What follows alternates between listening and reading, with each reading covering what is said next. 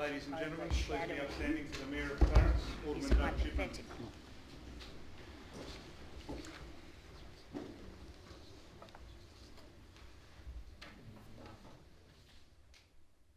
Good evening everyone, and thank you very much. I'd like to welcome everyone here this evening.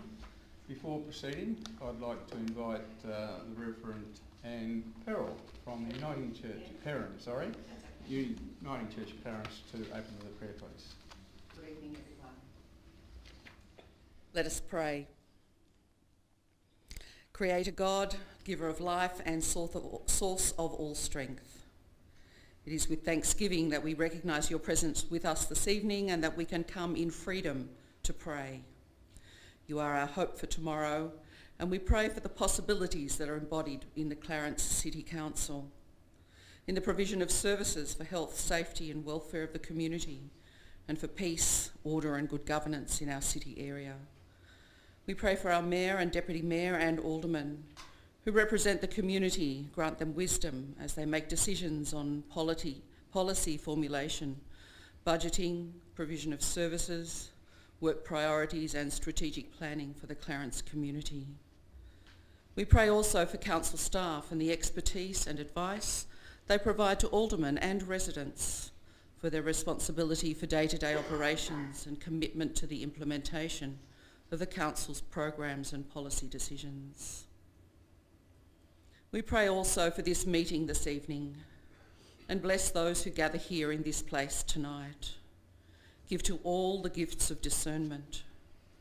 Give to all the gifts of wisdom. Give to all the gifts of vision.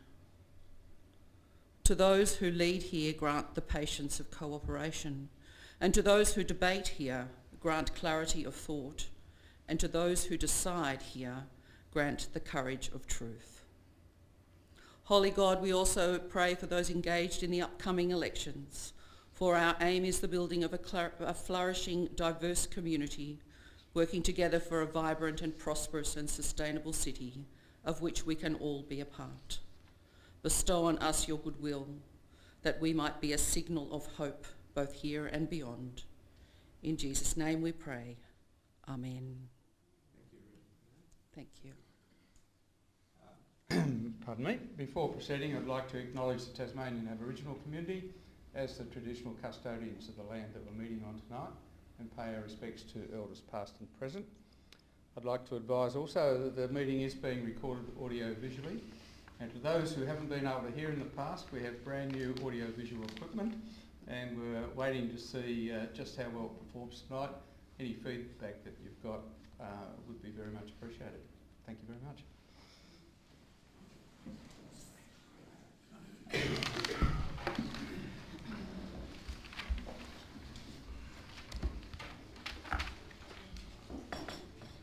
Declare the meeting open, and note that there are no apologies. Item 2, confirmation of minutes for the 10th of September as circulated, be taken as read and confirmed. Thank you, Alderman Chong, seconded Alderman Cusick. All those in favour? Carried unanimously. There's nothing to report at item 3.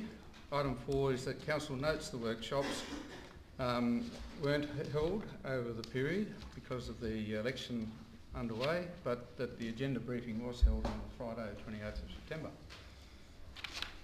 Thank you. Alderman Turley, seconded Alderman Pearce. All those in favour? Thank you.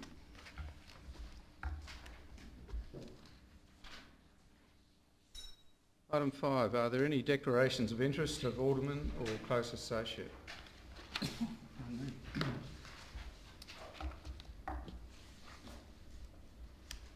Thank you. There being none, there's item 6, there's nothing in the agenda by way of petitions. Are there any petitions from the floor? Thank you. Item 7, public question time. We do have one question on notice from Mr Peter Edwards. General Manager, if you could read out the response, please. Thank you, Mayor. The first question asked by Mr Edwards was, how did the CCC make a fully informed decision about zoning of Rosny Hill NRA in the SIPS 2014 without reference to the key pieces of legislation, the Nature Conservation Act 2002 or the National Parks and Reserves Management Act 2002? The answer is the framework for Tasmania's planning system is set out in the Land Use Planning and Approvals Act 1993. The Nature Conservation Act 2002 and the National Parks and Reserves Management Act 2002 are not required to be directly referenced when making zoning decisions. This is because both acts apply irrespective of the zoning. The planning controls contained in the Clarence Interim Planning Scheme 2015 arose following a process that included adoption of the then draft Clarence Interim Planning Scheme 2014 at the meeting of 17th of March 2014. This was subsequently declared by the Minister for Planning and advertised as directed. At the meeting of 1 February 2016, Council considered the merits raised in the representations received during the public exhibition period. No representations were received that related to the planning controls applicable to Rosny Hill. The declared scheme and the representations were subsequently considered and the scheme modified as required by the Tasmanian Planning Commission. Question 2 was, how does this impact on the validity of the current zoning of Rosny Hill? And the response is, the issue raised in question 1 has no impact on the validity of the zoning as it was approved by the Minister and modified as required in accordance with the statutory requirements of LUPA. Thank you. Thank you. Those answers will be recorded in the minutes of the meeting. 7.3, answers to previous questions on notice. There was one from Mr Figg and there's a response provided in the agenda. So we'll take that as read. 7.4 is questions without notice. Are there any questions without notice from members of the public?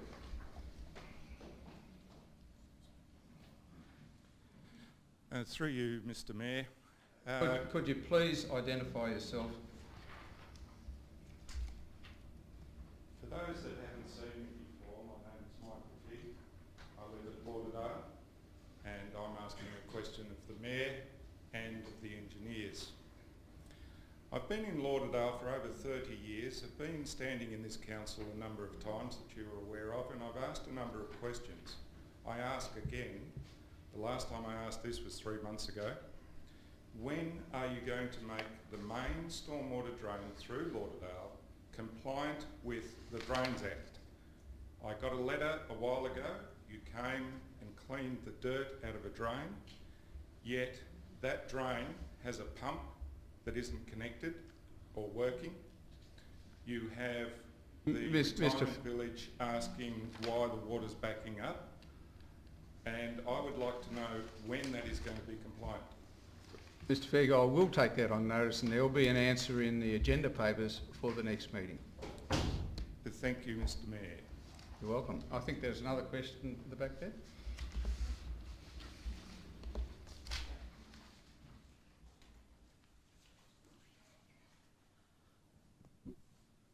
Hi, my name's Jo Castillo. I live in Rosny and this relates to Rosny Hill.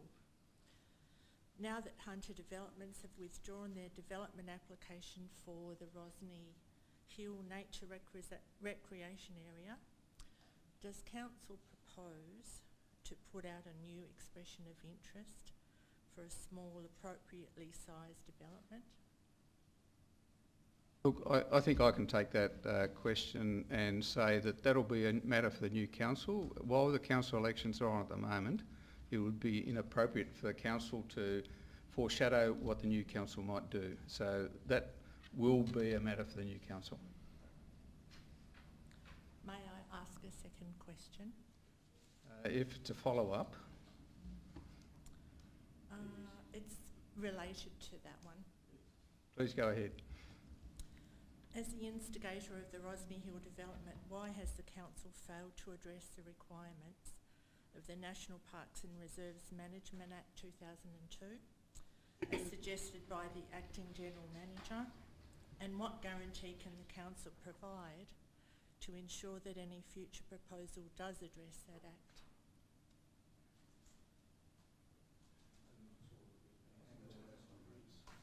Yeah, look, we'll take that one on notice and Thank you. there will be an answer provided. Thank you very much. Are there any other? Yes. Beth Warren from Lindisfarne.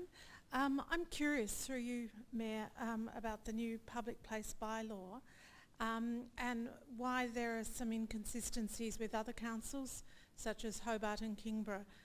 One example being drones. In Hobart bylaws, they specifically exclude drones from the definition of aircraft, whereas in the Clarence bylaws, you specifically include them. In Hobart, it's drones less than 2 kilograms, but in Clarence, they're included. I'd just be interested to know what process you take to consider other bylaws in other neighbouring councils when you redraft bylaws. Thank you. The General Manager? Thank you, Mayor. The answer to the question is that each council considers the issues for addressing in a bylaw according to its own determination.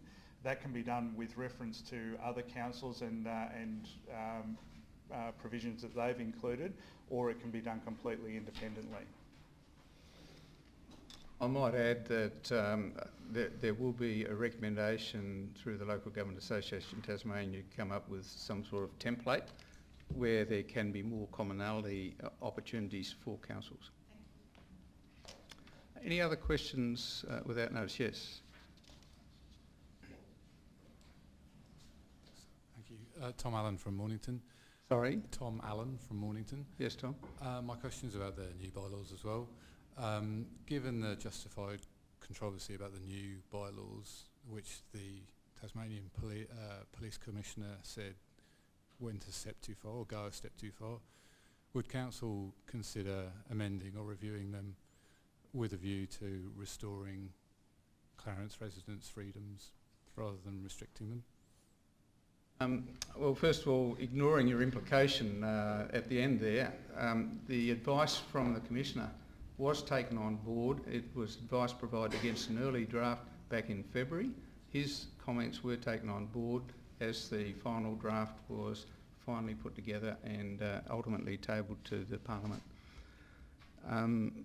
It's up to a new council after the elections as to whether or not they want to review the existing bylaw, which of course can be amended by the council any time it chooses.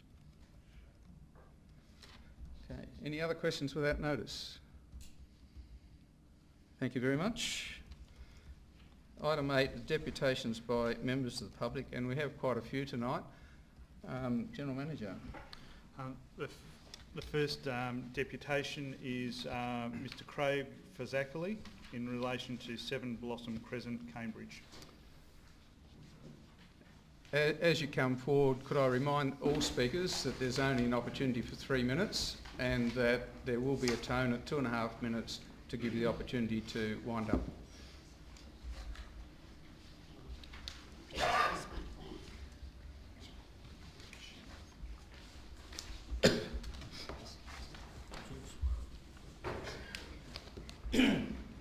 Mr Mayor, my name is Craig Fazakerley. I'm speaking on behalf of my son Tom, who with his partner Lauren Booth are the owners of 7 Blossom Crescent at Cambridge. Having now read the council assessment report which Tom received last Friday, I could be wasting council's time as it appears that the representation made by one neighbour in relation to this matter has been addressed by council prior to this meeting and appears to be in favour of the application to build being approved. They have applied for an outbuilding on their property. The block has frontage to Cambridge Road but no access from Cambridge Road. It is accessed via a right-of-way of Blossom Crescent, the right-of-way belonging to number 9 Blossom Crescent, number 11 Blossom Crescent, and number 9 also utilises that right-of-way. The two issues raised in relation to the size and impact were in relation, to size and impact to streetscape. As per council's comment, the 30 square metre size is not in fact an industrial size, as per the representation, but rather a size consistent with domestic outbuildings in the vicinity of the site. In relation to the second issue, impact on streetscape, the representation is factually incorrect. It is not too close to the street. It is in fact as far as physically possible from all 3 streets, Blossom Crescent, Camrise Drive and Cambridge Road, and it's in a rear corner where the rear corners of 4 lots meet. Council has already commented that the building will be at the rear of the lot, not in the front as stated. And once again, Council have commented that the location is not considered to be of a determining weight in relation to this proposal. We are unaware of the Council process from this point, but request that on the basis of Council's comments, the approval now be granted for this construction. That's it. Thanks on behalf of Tom and Lauren. Thank you.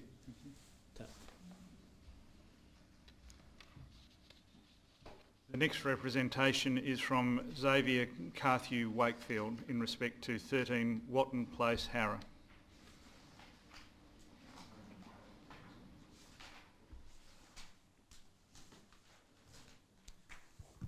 Thank you, Mr. Mayor. My name is Xavier Carthew Wakefield and I'm from Sandy Bay. I'm the Director of DWA who have designed the proposal, and we're also the applicants. Council have two main concerns with our proposal, which relate to overshadowing and also height and bulk. With regard to overshadowing, Council are concerned with the potential overshadowing to 11 Watton Place on the south as a result of our proposal. This is based on their assumption that a dwelling would be constructed on the upper northern side of this site, and that this will receive less than the desired sunlight. And this is because it's proposed that it's a similar steepness to ours. Firstly, there's a unique set of circumstances relating to the position of our proposal at 13 Watton Place, which relates directly to the steep gradient. This is primarily based on the constructed hammerhead turning area of Watton Place, with additional fill pushed south out over our proposed site, therefore increasing the steepness of the site, but not to other sites in Watton Place. As can be seen in the photo and the information pack that we provided, the neighbouring land at 11 Watton Place is a much shallower gradient when compared with the proposed site. The subdivision contours naturally flatten towards the southeast in this area. Therefore, we propose that a future dwelling could be built on this site with a far easier and cost-effective access to the lower portion, where it is free to gain required sun. This is shown on our sheet 10 of the DWA documentation in the agenda attachment page 11 and page 12, showing unobstructed sunlight on June the 21st at 1, 2 and 3 p.m. to a large portion of the site. With regards to height and bulk, I refer you to the additional documentation we provided for neighbouring units at 11 VN Drive. The Council report on page 122 of the agenda refers to concerns with imposing height and bulk from our proposal as viewed from the units. More directly, the concern in the report is with regards to two windows from the two bedrooms of Unit 2. Firstly, there are no windows facing our proposal from Unit 2. The east elevation on page numbered Unit 2.2 is a solid masonry wall. Further to this, any other windows, such as those on the north and northeast elevation, will not see our proposal, as the view angles are beyond 90 degrees to our proposal. Council also raised concerns with the imposing bulk of our proposal, as seen from the proposed private open space of this unit. As you will know, a key requirement of private open space in the planning scheme is to have direct access of a living area, adequate sunlight and a shallow gradient. The private open space of Unit 2, as referred to in the report and agenda papers, has no direct access to a living space and is located to the southeast behind two bedrooms with no windows facing it. The referred private open space is also cut into the ground and located on an extremely steep gradient, as seen on the south elevation of page Unit 2.2. We'll have to wind it up there. If you'd like to table the rest of your comments, we can get it around that way. Okay. Thank you.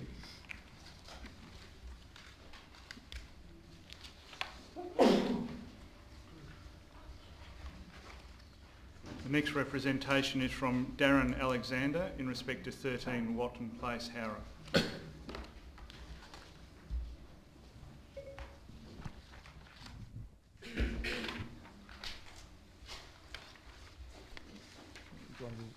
Darren Alexander from Hobart, but also the owner of 13 Watton Place. Mr Mayor and Alderman, thank you very much for the opportunity to be here today.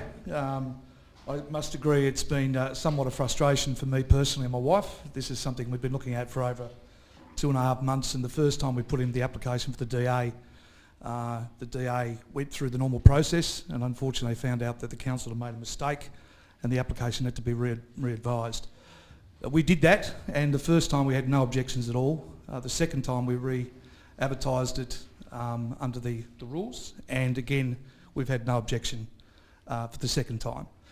With that in place, as my architect just explained, looking at the site you'll see that it's nowhere near as steep as the other one, and we feel that there's plenty of room for next door.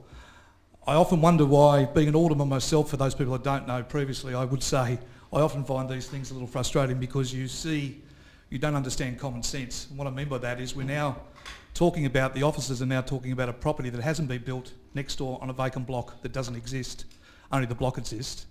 And we're talking about a shadow that may not be there or will be there. I find that a little bit awkward and very frustrating. We've had to wait over 2.5 months, and it's cost us thousands of dollars of waiting, as well as the cost to my architect. And I would hope that you would see the further information we provided today, and also note that there is some inconsistencies in the document here, where there's no bedrooms at the back of the wall, which in the public space, which causes the issue. We would find that we would hope that you would consider allow us to build our property like anyone should. It shouldn't be this difficult. Thank you.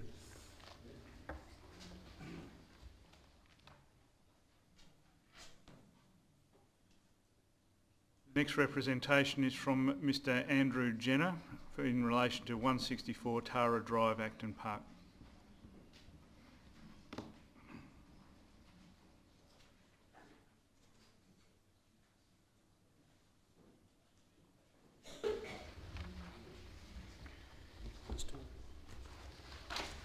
Good evening. Mr Mayor, councillors, my name is Andrew Jenner and I live next door to the application. Thank you for allowing me to speak this evening. David, my neighbour, the applicant and myself have worked together on the issues regarding the shed, and it's only a technicality that brings us before you this evening. Otherwise, as far as we were concerned, it was not going to come to this panel. It was going to be approved by the planning officers with the amendments. I'll explain. I did object at the beginning. My property is about 4 metres lower than David's land, and the proposed shed is about 5.5 metres high, giving it an overall height, when I look at it, of about 9.5 metres. So when he wanted to build 10 metres nearer to my boundary, to my house, than the guidelines allowed, I was obviously a bit concerned. And I thought it would be quite overbearing, given its proximity to our living area and entertaining areas, which in the planning is quite wrong. Our house is, that's where our planning living areas are, and in page 180 it says it's the other end. It's not, it's that end. We had a site meeting, agreed that the shed would be moved back from the road boundary by 2 metres. This allowed the shed to be hidden behind a couple of large trees in situ on my property, and he would actually put some trees himself to sort of shade the tree and lessen its impact on our property.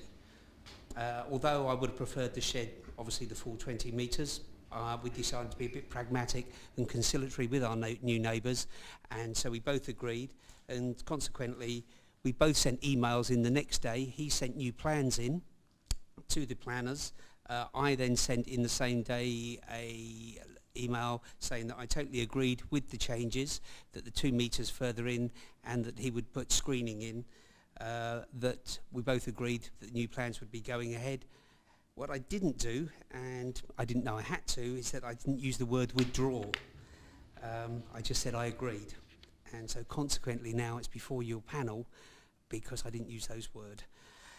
So what I'm hoping is that this panel this evening will see fit to amend the original plans, because both David and myself agreed that the two things of moving it the 2 metres further behind my trees, and that he would put the screens in. Now I have got emails from him that was only sent yesterday, and emails from myself that were sent to the planners with both of those, that us both agreeing. So I'm hoping today that you would, rather than us go any further, agree to this. Thank you very much. Thank you.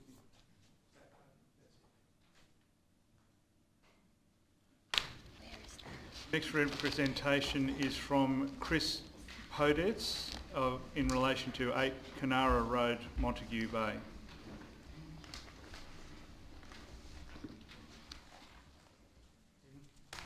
Good evening, Mayor, Alderman. Thanks for letting me speak tonight. I appreciate it. My name's Chris Podesta. I'm a business owner in Cambridge. I own a couple of properties down there, and I've recently purchased 59 Rowena Road. To my discovery, there is a building in the middle, which is obviously overseeing my backyard, the next door neighbour's backyard, overshadowing the backyard big time. And I've got no objection to developments whatsoever, but if you look at the plans, I've actually been able to Photoshop in and give you an idea of what this property is going to look like with this massive building out the back. Obviously, my main concerns are overshadowing. Like in winter time, this place is going to be. My elderly mother's moving into what is on the current plans as a shed, but it's actually not zoned for residential. I've always checked with the council, and I'm actually currently developing that for my elderly mother to live in. That'll be covered in shadows consistently. And privacy, basically, right at the back of the house. It's 2 stories high, 7.5 metres tall. It's outside the current building plan envelope. So they've requested to obviously go outside it, yet that's fine if it's not impending on anyone, but it's severely impending on my just purchased only 2 weeks ago property to find out I've got a massive big development going out the back. I asked this development be reconsidered with the view to make it obviously to look in at a better privacy and less overshadowing, and obviously value and that sort of stuff to my new property is going to be detrimentally affected by this new property that's being built. All right, thank you ladies and gentlemen for your time. Appreciate it. Next representation is from Michael Long in respect to 315 Rifle Range Road.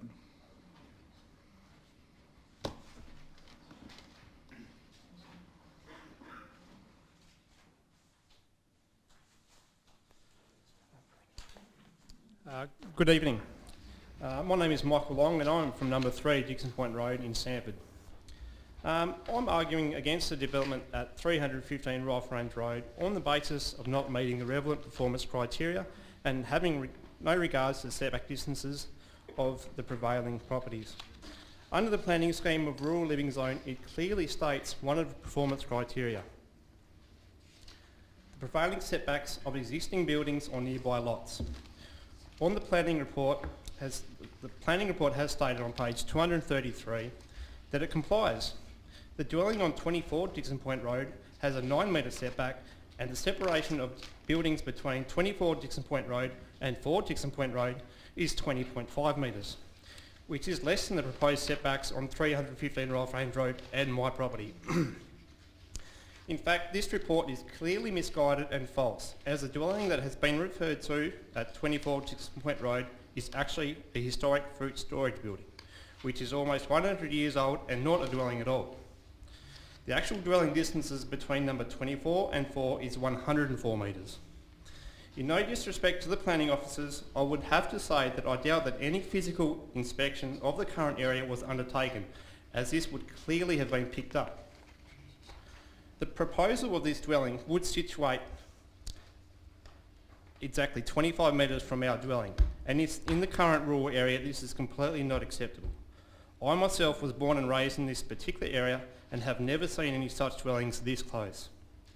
So my argument is that dwelling and the setback distances does not meet the prevailing setbacks on existings of all lots, as all other lots have around 75 to 100 metres separation. This is a rural setting after all, and a dwelling on this block would kill the rural aspect in this area. I hope the council makes the right decision on behalf of all the residents and considering the amount of objections and the application while respecting the integrity of the rural area. Thank you and good night. Cheers.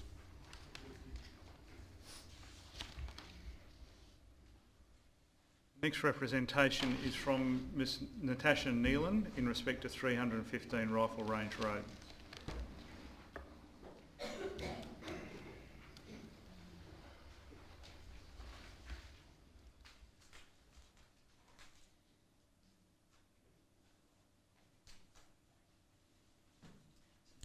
Good evening, Mayor and Councillors. My name is Natasha Neeland.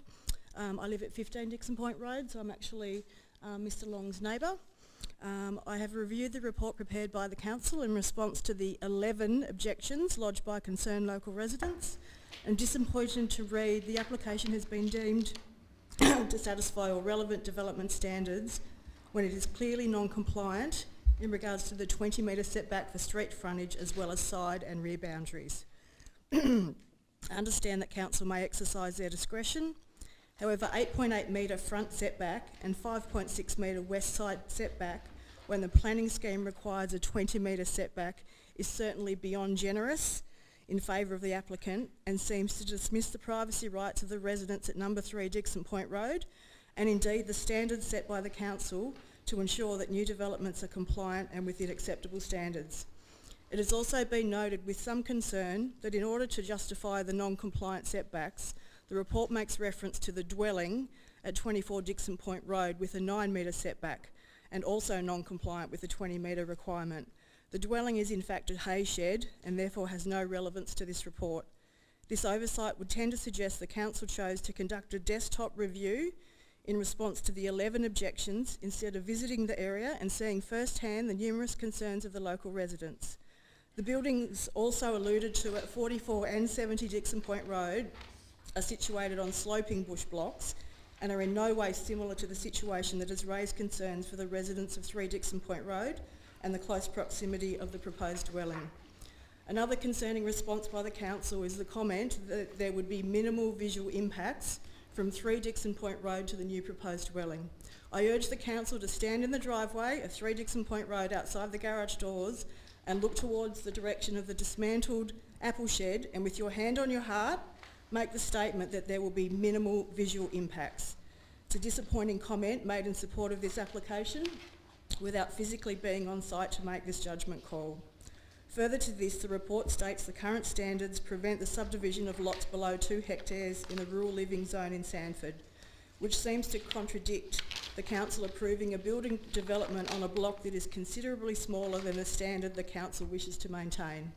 It is understood and acknowledged that the lot was part of a subdivision some time ago, but that doesn't mean the decision was a sound one, and by the Council's own admission, it is not in fitting with the 2 hectare allotments, which contradicts the approval of this building. I urge the Council to review the application and at the very least visit the area before giving unconditional approval for this building. I trust the Council will give this matter further investigation and discussion from my feedback and Michael's feedback tonight. Thank you for your time.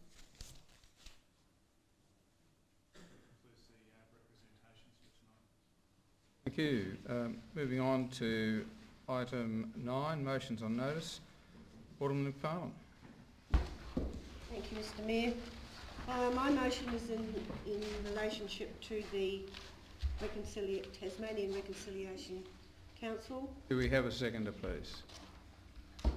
Yes, I'll second that, Mr Mayor. Thank you, Alderman Bombetto. Seconder. Our council was initiated the moves towards the renewal of this council, and in my upkeep with conversations with the current project officers, it came to light that we need to look more closely at the Reconciliation Action Plans.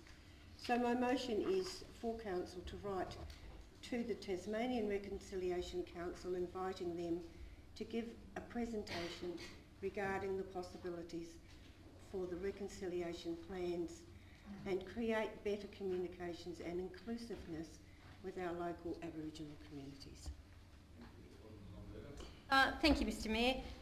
Mr Mayor, I've had a look on the Reconciliation Tasmania website, and I think it's important to note that this particular organisation is a not-for-profit organisation that is or has been set up to provide a safe and friendly place where all Tasmanians can seek to become involved in real reconciliation, and to achieve this through building relationships, respect and trust between Aboriginal and non-Aboriginal Tasmanians through our project and activities.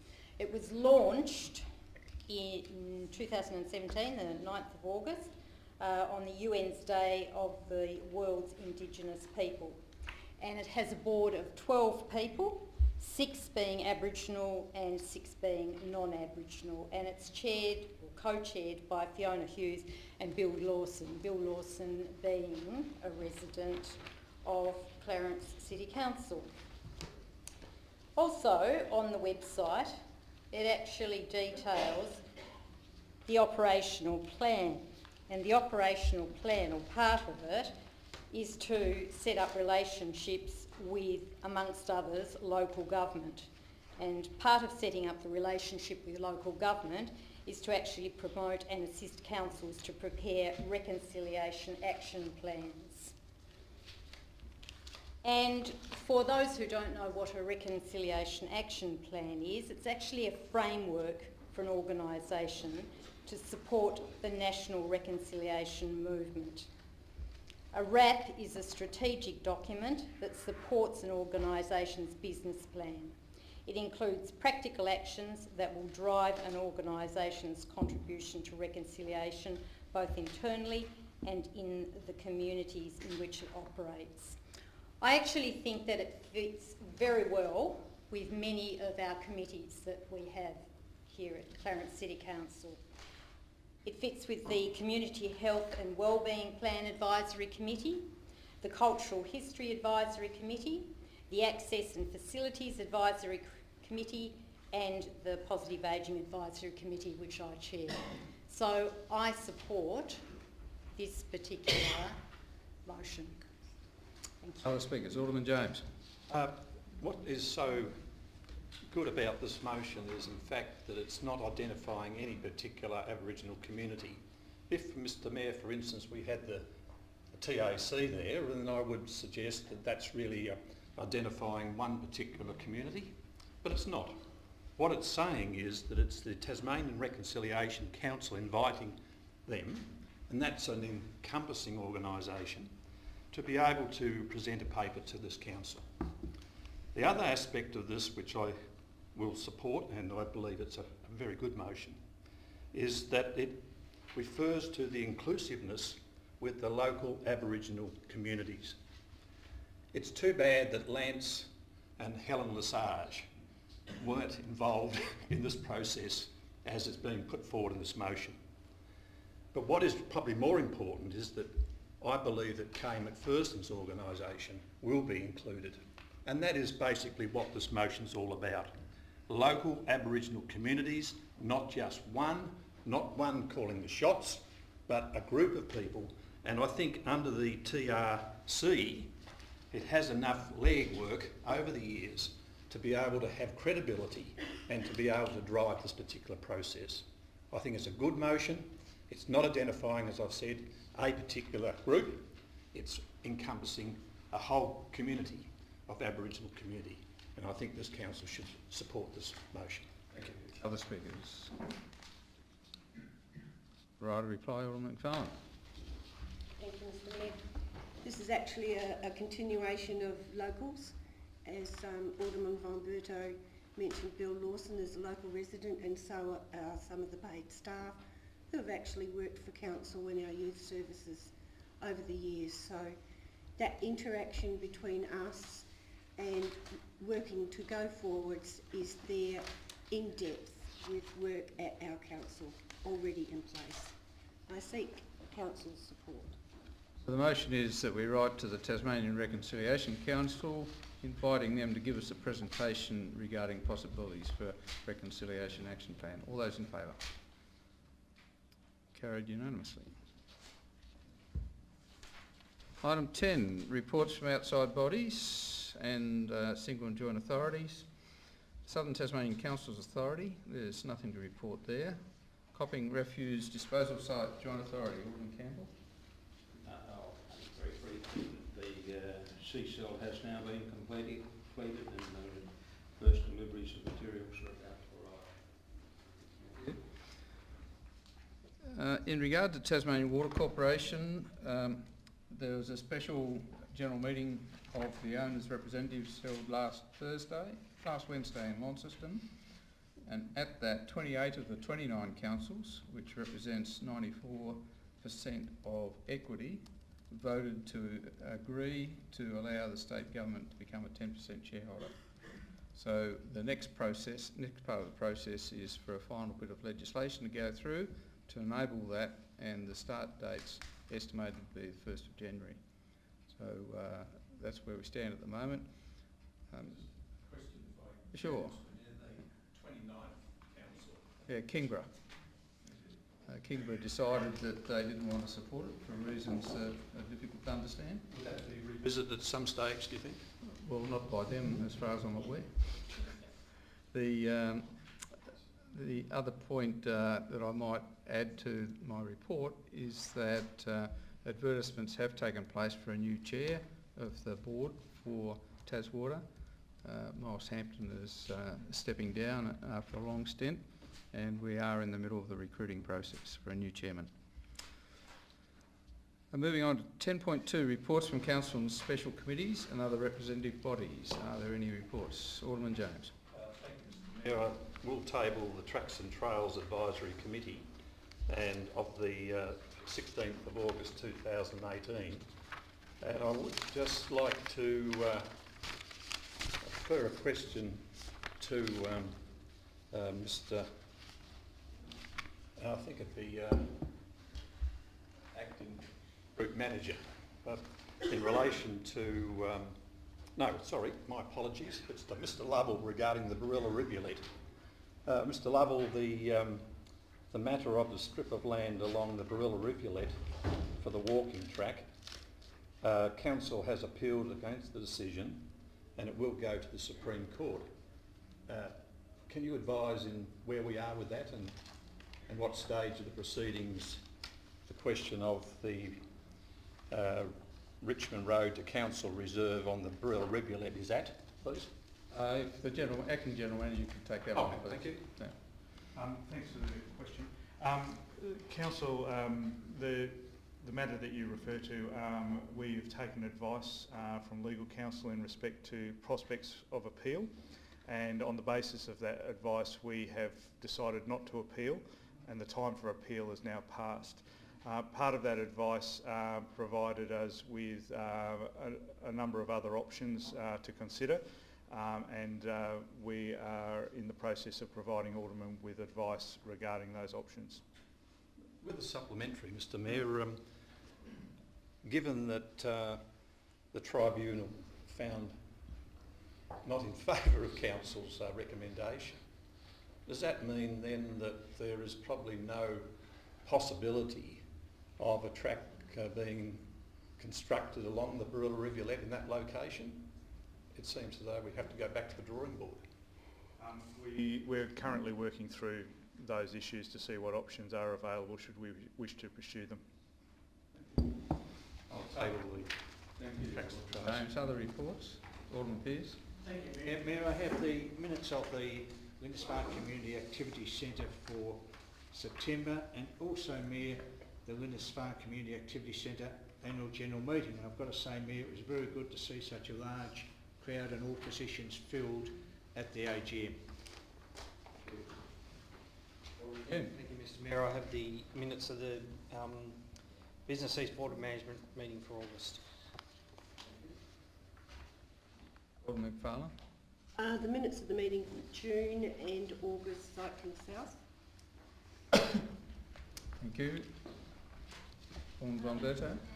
Mayor, I have the minutes for the Bicycle Steering Committee as was then, the 4th of June, and the Alma's Activities Centre, Clarence, the 11th of September. Thank you. Being no other reports, moving on to item 11 from officers, that the information in the weekly briefing reports for the 10th, 17th and 24th of September be noted. Alderman Pearce, second Alderman Cusick. Are there any questions? Alderman James.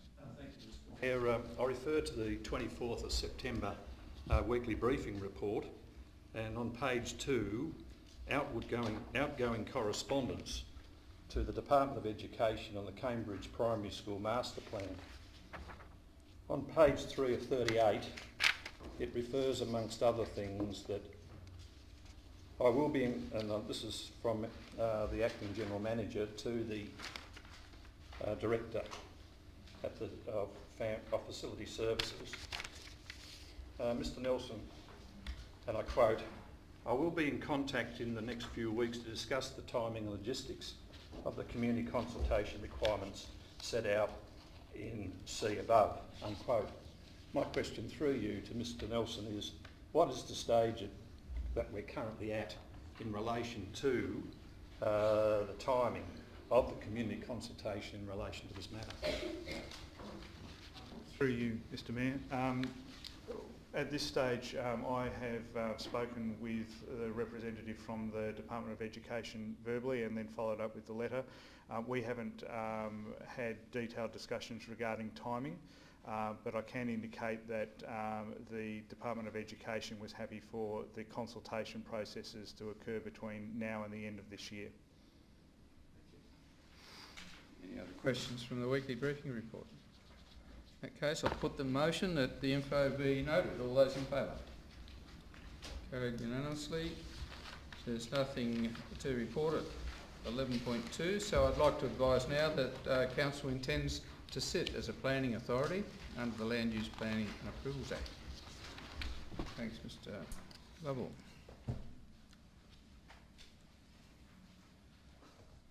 Item 11.3.1 is a development application at 18 Saundersons Road, Risdon, for an outbuilding.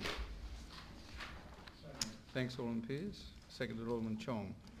Alderman Pearce, would you like to speak to the motion? I think it's fairly straightforward, Mayor. We've read the report and it's just for an outbuilding, so I totally support the recommendation. Thank you. Alderman Chong. Other speakers? In that case, I'll put the motion which is for approval subject to conditions and advice. All those in favour? Carried unanimously. 11.3.2 is a development application at 8 Jacombe Street, Richmond, for a dwelling. Thanks, Alderman Chong. Seconded, Alderman Cusick. Speakers, Alderman Chong. No, I think it's relatively straightforward. Thank you, Alderman Cusick. Other speakers? The recommendation for approval. All those in favour? Carried unanimously. 11.3.3 is a development application at 40 Kythera Place, Acton Park, for a dwelling. Alderman Campbell's moved that. Alderman Pearce has seconded it. Speakers? Alderman Pearce. Other speakers? Once again, the recommendation is for approval. All those in favour? Carried unanimously. 11.3.4 is a development application at 7 Blossom Crescent, Cambridge, for an outbuilding. So moved. Alderman Walker, thank you. Seconder. Alderman Cusick, thank you. Alderman Walker, would you like to speak to it? No, I think we've heard enough about this already tonight. So. Thank you. Alderman Cusick. Other speakers? And again, it's recommended for approval. All those in favour? Carried unanimously. 11.3.5 is a development application at 14 Conrad Drive, Otago, for a change of use to community building and entertainment. Thank you, Alderman James. Thank you, Mr Mayor, and I'll better get a second. Yes. Is that seconding you, Alderman Chong? Thank you. Yes. This is an interesting application, and it's also addresses a place of assembly in relation to a religious organisation, and it's interesting that in the officer's report, Mr Mayor, it goes through a number of matters which you probably would have thought would require some cash in lieu or some adjustment in relation to the parking, the number of parking spaces with regard to the development. But given that there is the place of assembly is really within constraints of a number of gatherings of this particular organisation each year, and there is sufficient car parking on an area adjacent to the buildings. And also two of the live-in monks, in fact, and it's interesting to note if you read the actual report that they do not drive, and nor is their religion pertain them to do that. So what we have in a little area tucked between Conrad Drive and the East Irwin Highway is a place of assembly for a religious organisation which by and large will not impact, as I see, and if anybody has been out to Conrad Drive and it is in an area where it would not pose any problems at all to any I don't think, adjoining neighbours, and there was probably one representation, and they are really to do with sort of services, maintenance of shared driveway and traffic management. But I think that the officers have identified that within the report, and I think it's great to see that not only where there is an organisation, whether it's of a religious nature or that means other organisations, that it will fit in with the community. It will be one of these harmonious sort of relationships that will develop between the community in Otago and also within that particular religious framework. I think it's great that this has come forward, and I was only chuckling to myself prior to the meeting today, and we do have the discussion in this place from time to time, Mr Mayor, when we have a religious person to say prayers, and it may mean that we can be outreaching to different organisations to join with us and make it a sort of a common sort of approach to prayers before a meeting. So I seek council support. I believe this is a win-win for the community, and by the very nature of having this organisation within Clarence, I think it can go a lot further to make the assimilation of all sorts in the community a way to go, and to obviously make it a better community for all and sundry. I seek council support. Thank you, Mr Mayor. I suspect two monks who engage predominantly in praying and meditation will be perfect neighbours. Other speakers? Alderman Walker? Yes, look, I've read through the report and I think it stacks up, and by happenstance I managed to do a site inspection last year when I was in the area, so I think it is well and truly appropriate, and I support its application. I'll reply. So the motion is for approval, subject to conditions and advice. All those in favour? Carried unanimously.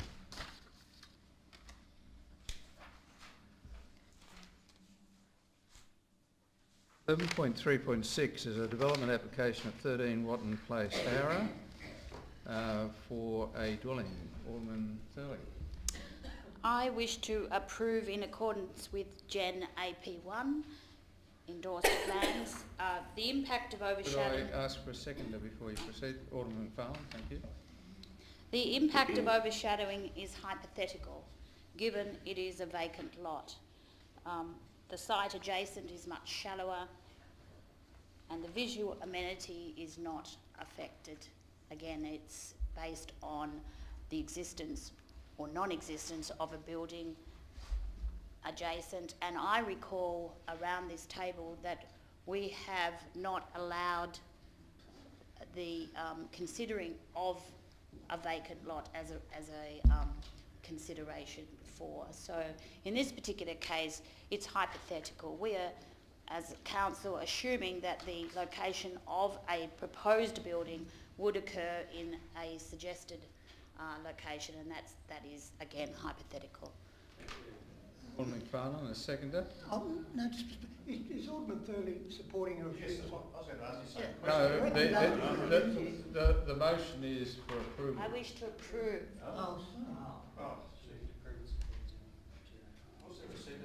Yes, yeah, Alderman McFarlane, the second of the motion for approval.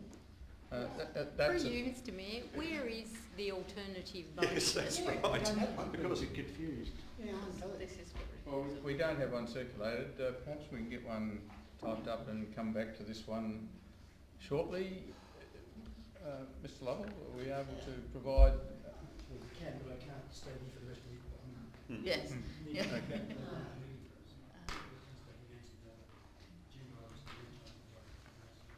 I do think we need a written copy to be circulated, there's no doubt about that.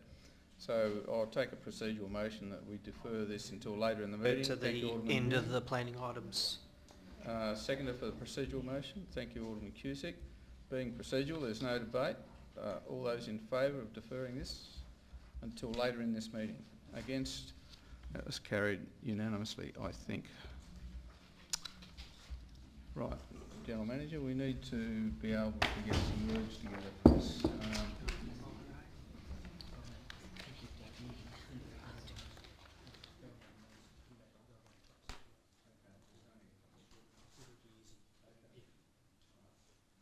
So the advice is that we can come back to this after the as the final matter on the agenda in open session.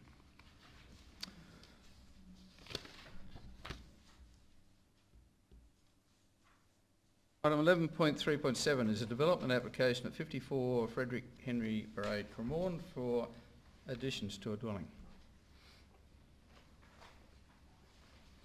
Thank you, Alderman Chong. Second, Alderman Cusick. Speakers? Alderman Cusick. Other speakers? Put the motion for approval. All those in favour? Carried unanimously. 11.3.8 is a development application at 18B Floralin Terrace at Gilston Bay for a dwelling. Moved Alderman Campbell, seconded Alderman Cusick. You want to speak? Alderman Cusick, do you wish to speak to this one? No, I can say, Mr Mayor, that it's a 2.87 hectare piece of land. It is bushland. I know the area, and I think it's quite appropriate up in there.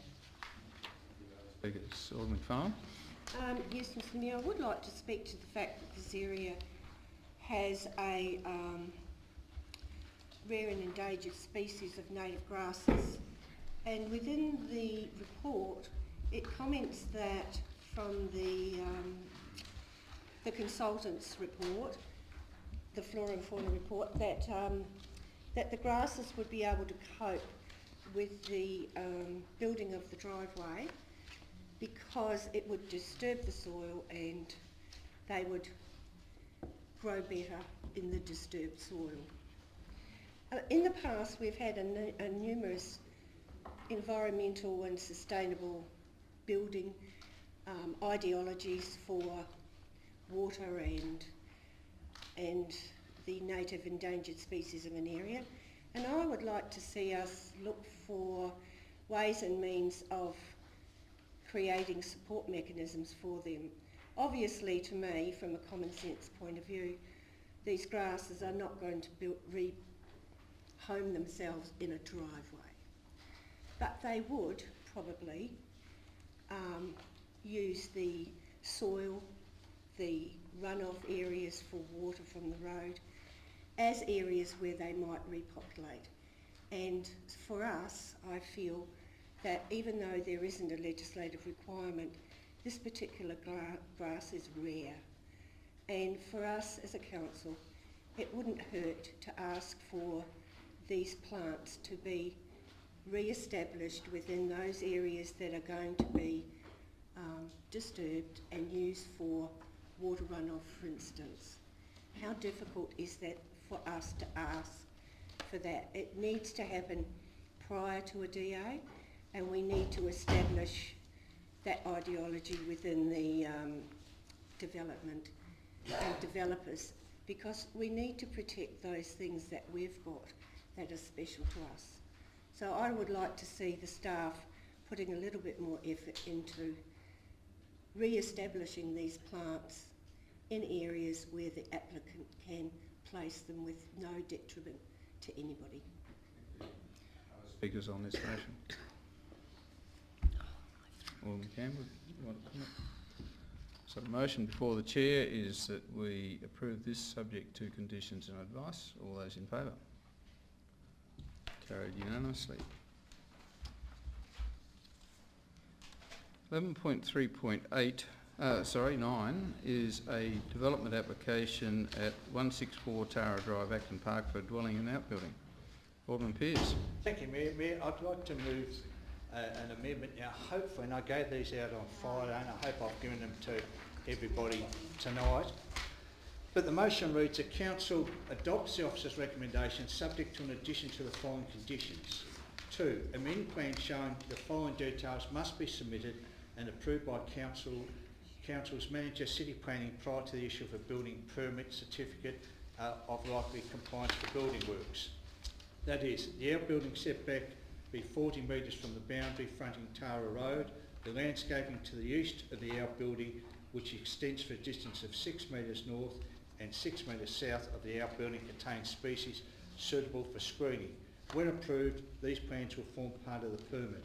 Now, the reason for this, Mayor, is the applicant and the objector at the time who spoke tonight do agree with this, and Mr Lovell has got an email saying that, and I'd like Mr Lovell to confirm that if he would. Mr Mayor, yes, we have consents from I think we should actually support this. It's good to see that people are cooperating. Walker, seconder. Yes, indeed. I do support this motion going through. The reasons have been already tabled as far as previous conversations go. A deputation tonight on another matter talked around common sense earlier tonight, and unfortunately you can't legislate for common sense, but these two parties were able to come to an agreement. The common sense issue here is around the word withdrawal. Hopefully this is a good workaround because it seems to have been agreed by both parties. I support it. Thank you. Other speakers? Alderman James. I'm a little interested in how we got this far. In other words, we now have an arrangement between the adjoining neighbours as to conciliatory outcome, and that has been because there has been, through the process, an arrangement or understanding between the neighbours to work through a plan and have an outcome which suits both. But it seems as though that prior to that, there was some correspondence with council as in relation to why, and probably more so that there was information sent through the planning department that there was this arrangement or something that had been agreed to by the neighbours, but it wasn't really nipped in the bud, so as to speak. And it had to get to this stage where the representative or the adjoining neighbour actually addressed council and spoke to us about how events had sort of reached this particular stage. I'm a great believer, Mr Mayor, in us trying to get some reconciliation, I'll use that word because we debated earlier, as to before we actually get into this place and have to make a decision basically on the whole. The point I am making, and I'm speaking to the motion, I am speaking to the motion, Mr Mayor, and I support the motion because I've heard from the speaker earlier. But my concern is that why didn't this sort of get through to the planning department earlier in the piece, and it could have been resolved then. But we were faced with a recommendation from the planning department, which is basically as on page 176, and that is that we be approved subject to the following and its endorsed plans. This has now been substantially amended in order to meet the concurrence of the two neighbours in question. I'm really making the point that we should be able to resolve these things perhaps between the parties and the planning department prior to it becoming to council with a recommendation from the planning department, which I think is not in keeping with what was discussed between those neighbours earlier in the piece. So I think this is the way to go, but at the same time I think we really need to get our act together in relation to our communication chain between the council planning staff and also between the people that have actually reached an agreement in relation to our development in this case. I support the recommendation, but I think we need to tidy up our act a bit. And I think this is one way that the council, working as a team, we've been able to fix this problem, whereas I think it should have been addressed earlier in the part. I support the recommendation. Other speakers?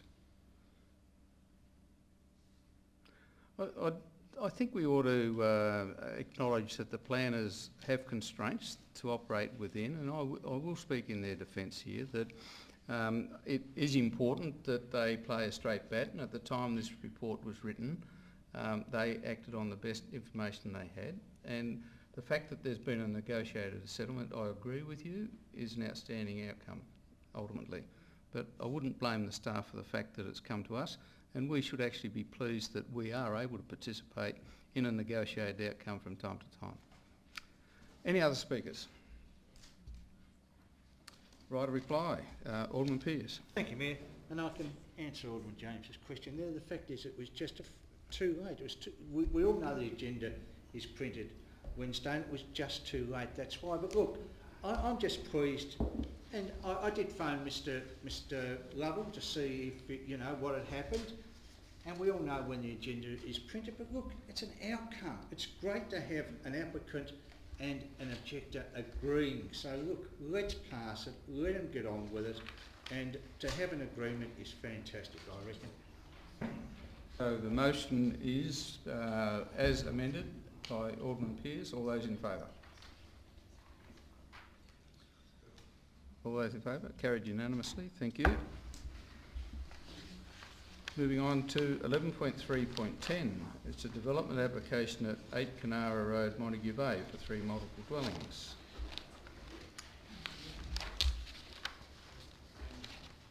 Have a mover, please.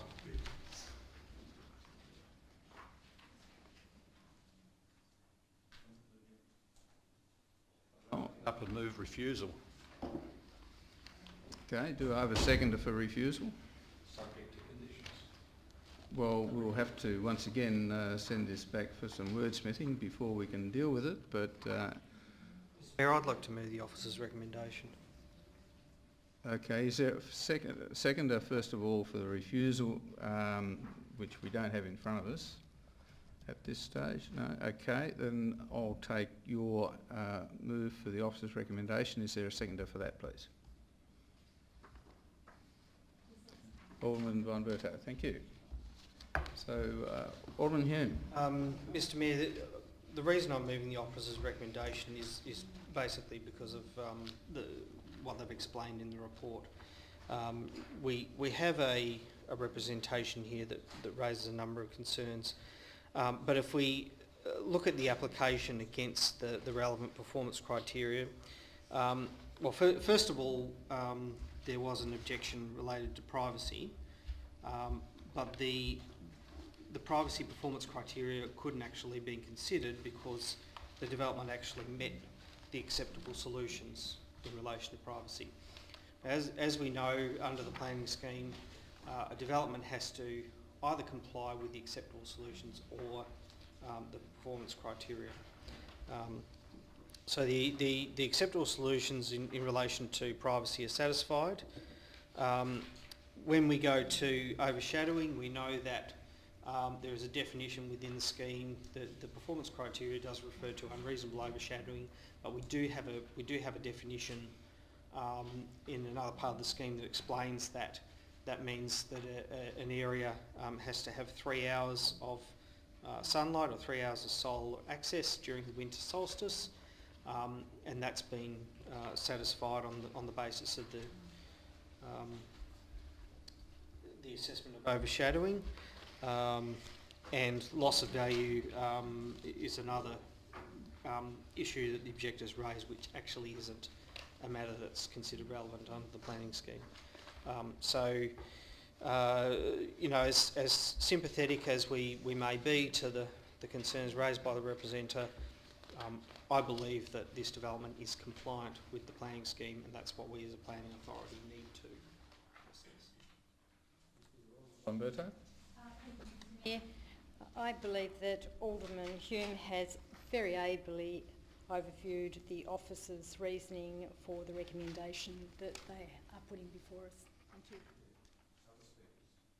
James? Yeah, look, in the previous decision, and it actually made reference to the Bollard decision at Cremorne, the bulk scale, size and the setback from the the front setback was not in keeping with the development in the area, and of course the tribunal upheld council's refusal on that, and it went to the Supreme Court. The Supreme Court has quite rightfully made a decision in council's favour. And therefore we do have from time to time this interesting clause about amenity, impact, overshadowing, outside the building envelope. And on each occasion, as I've mentioned, those three criteria, it doesn't comply. And we've all had a copy of this diagram, which shows this massive building, and it's basically takes away any form of privacy that one would expect to have if they were sitting in this area of the garden abutting this development. And on page 199, it talks about the setbacks and building envelope for all dwellings. It does not comply, and the southern wall too would exceed the 1200 millimetres beyond the envelope, etc. And it also refers to the location, and the subject properties most affected by are 59 and 61 Ryarena Road, located to the south of the subject properties, and properties at 57 are also impacted upon, but less significantly. So you have an impact on these adjoining properties, and they've been identified in the performance criteria and been identified by the planner in relation to whether or not this particular meets the overshadowing, etc. And we're talking about the performance criteria here on page 200, not the acceptable solutions. And we know that if the acceptable solutions do not meet, then if they are not met, we go to the performance criteria to ascertain as to whether or not there is any flexibility there, or alternatively, for council to make a decision to not accept it. And we have done that on a number of occasions on the basis of the siting of the dwelling. And on page 200, the siting of the dwelling must, and I quote, not cause any unreasonable loss of amenity. And I keep coming back to this word amenity.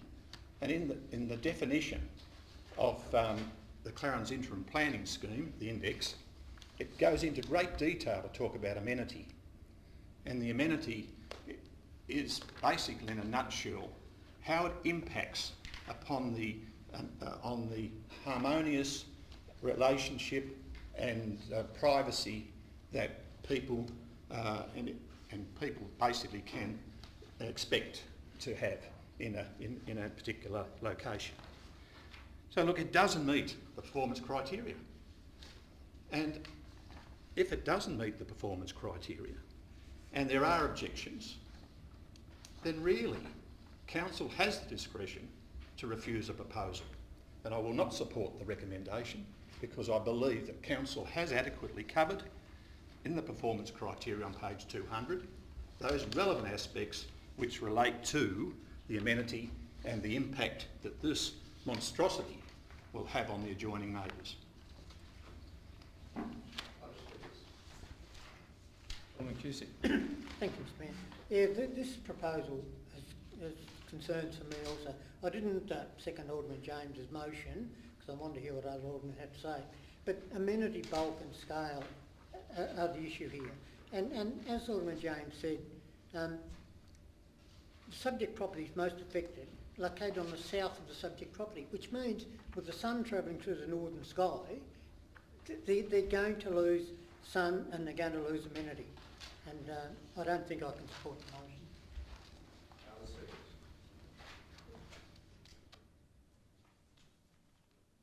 Try to reply, Alderman Hume. Look, in regard to amenity, we do have a discretion when it comes to a discretionary application, but we need to be clear that it's not an unfettered discretion. It's a discretion in which we need to look carefully at the performance criteria and apply the performance criteria where they relate and the development fails to meet the acceptable solutions. Now, what Alderman James is basically seems to be putting forward when he's saying that there's this overarching issue of amenity that we have to look at, seemingly in complete isolation to those performance criteria, is what I would describe as the castle defence. It's the vibe. We can't. We have a planning scheme that's written in excruciating detail, and the reason it's written in excruciating detail is to provide some clear guidelines as to the criteria against which an application needs to be assessed. And I believe that the officers have done quite a good job at assessing this application and demonstrating that it meets the relevant criteria. Thank you.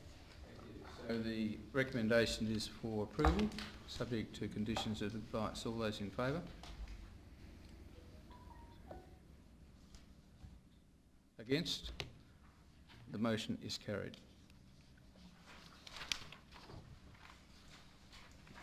Moving on to item 11.3.11, development application at 315 Rifle Range Road, Sandford, for a dwelling.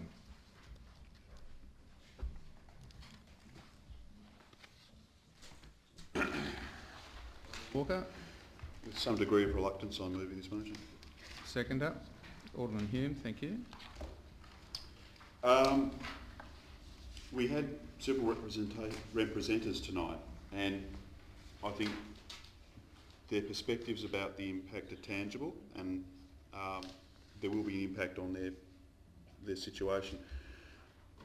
What I am facing is a situation that this council has to deal with the legacy of decisions made 20 years ago.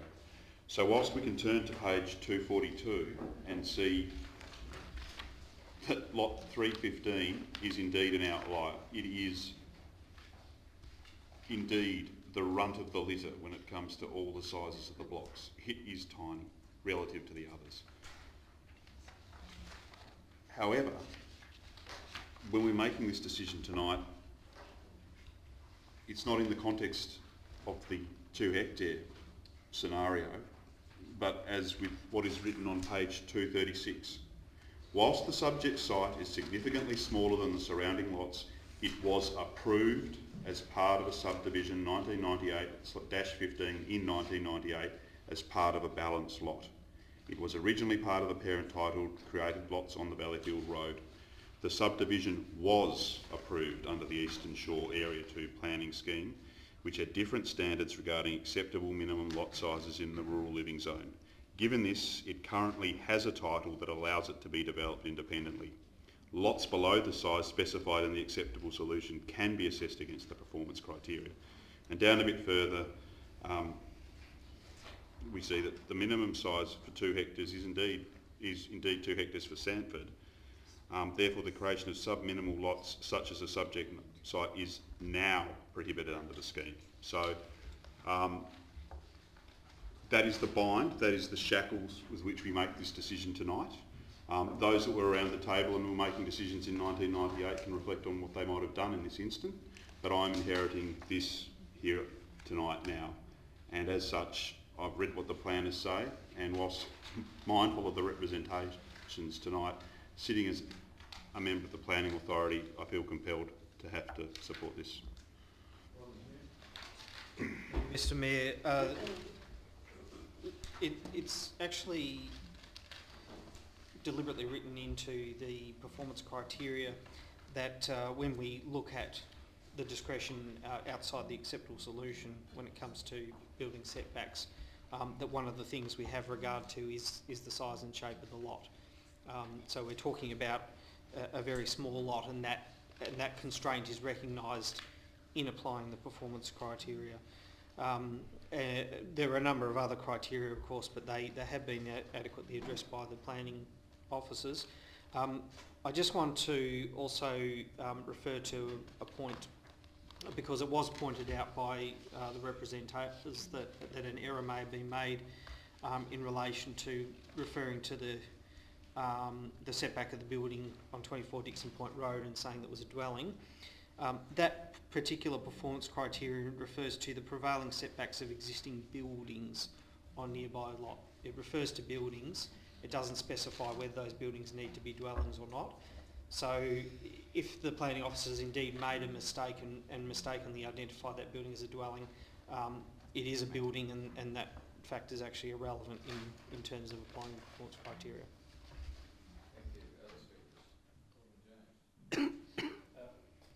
Mr Mayor, in determining applications, and in this particular case it's addressed on page 232, and in determining an application for any permit, the planning authority must, in addition to the matters required by section 51(2) of the Act, take into consideration all applicable standards and requirements in this planning scheme, and B, any representations received pursuant to and in conformity with section 57(5) of the Act. And it goes on to say, of course, the Council can exercise discretion only insofar as each such matter is relevant to the particular discretion being exercised. Now, there have been 11 representations, and it's my understanding that they are opposed to this. Why are they opposed to it? Because it has been pretty much addressed in relation to what they have said in their submissions, the impact on the surrounding rural environment, the nature and scale of proposal, the small size of the block, the impact on privacy and the removal of etc. and fire safety in the location. I was on council in 1998 and we had a different scenario. We certainly did, and we could approve what we call the rural planning strategy, which enabled subdivisions as part of the total plan to have small lots, provided that it met within that planning strategy. And of course you had blocks like this, and that got approved as part of a large development, and that at the time was accepted, although there has been some opposition over the years, particularly in the Acton corridor, when on one side of the Acton corridor you have large blocks and on the top side you have small ones. But that's very similar to what's being proposed, or what was proposed back in 1998. Even so, what you have in 1998, you have a small lot, and trying to sandwich a building which is basically regarded as not in keeping with the amenity or within that landscape in that particular corridor, you just can't, in my view, put a large building on a small block which will detract from the rest of the community or what has happened in the community. Because once you do that, then you've got the ripple effect and you have other sort of proposals going ahead.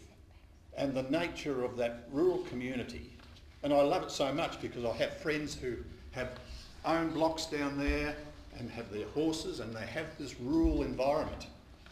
And therefore you need to have horses for courses, if you want to use that terminology. So look,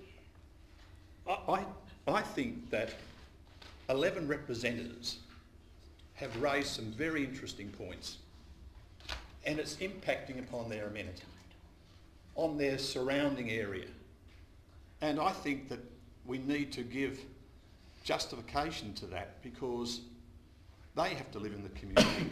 And we as a planning authority might just say, well look, it's too small, it was at that time part of the planning strategy that in 1998, and move on. But I think we need to look at these cases very carefully. And at the end of the day, I just can't support this because I don't think it's going to be a development that would be accepted by the community.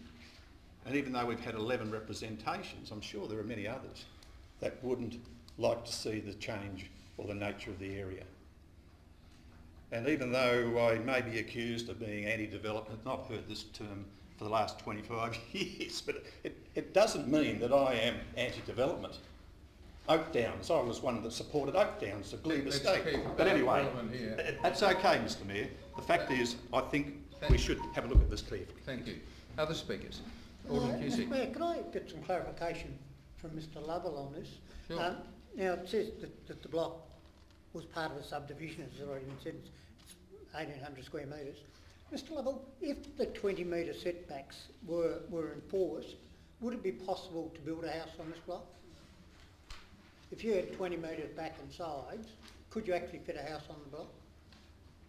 I mean, it's only an 18-metre square house. Yeah, I don't believe you can. Right.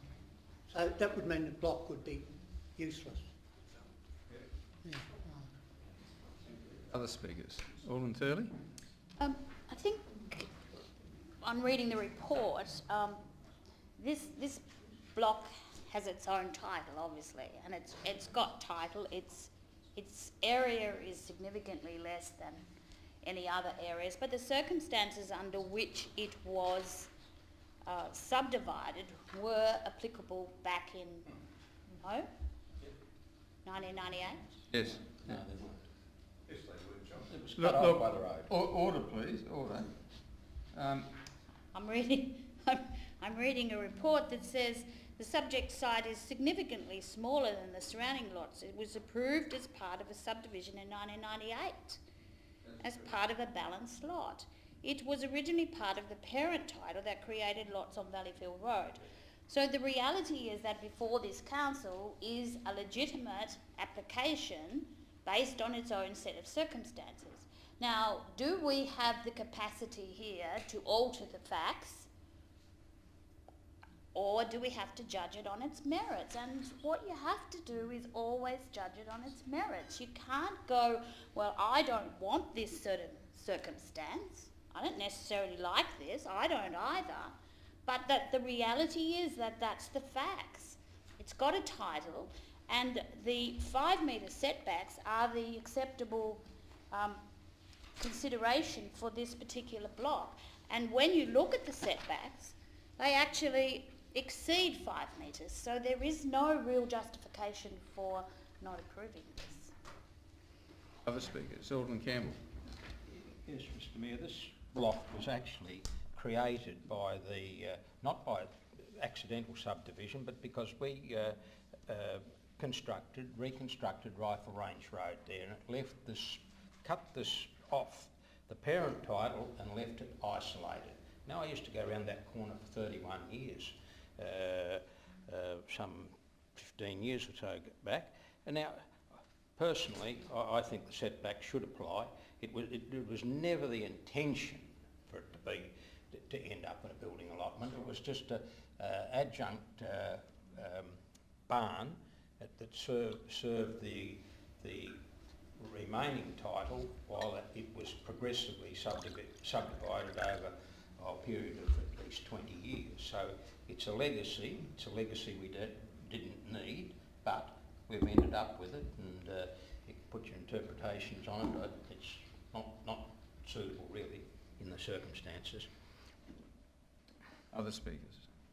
Alderman Pearce. Thank you, Mayor. I'm supporting the recommendation only because it's a single-storey dwelling that occupies a floor area of 176 square metres. Now, the subject site is located on a topographical lower contour line than the surrounding environment, therefore reducing the visual impacts on the impact that the proposed dwelling would have on a surrounding landscape. So, I mean, it does tear down. So it's not a great adjunct, as we've probably heard tonight, and that's the only reason I'm supporting it, because I understand what Alderman James and Alderman Campbell have said, and normally, no, you probably wouldn't. But because of that, that's why I can support it, and it's one story, single story. Thank you, Mr. Mayor. Look, in a perfect world, as people have said, we wouldn't have this little block on the end, but it's there, and the people who own it have a perfect right to apply for something to go there.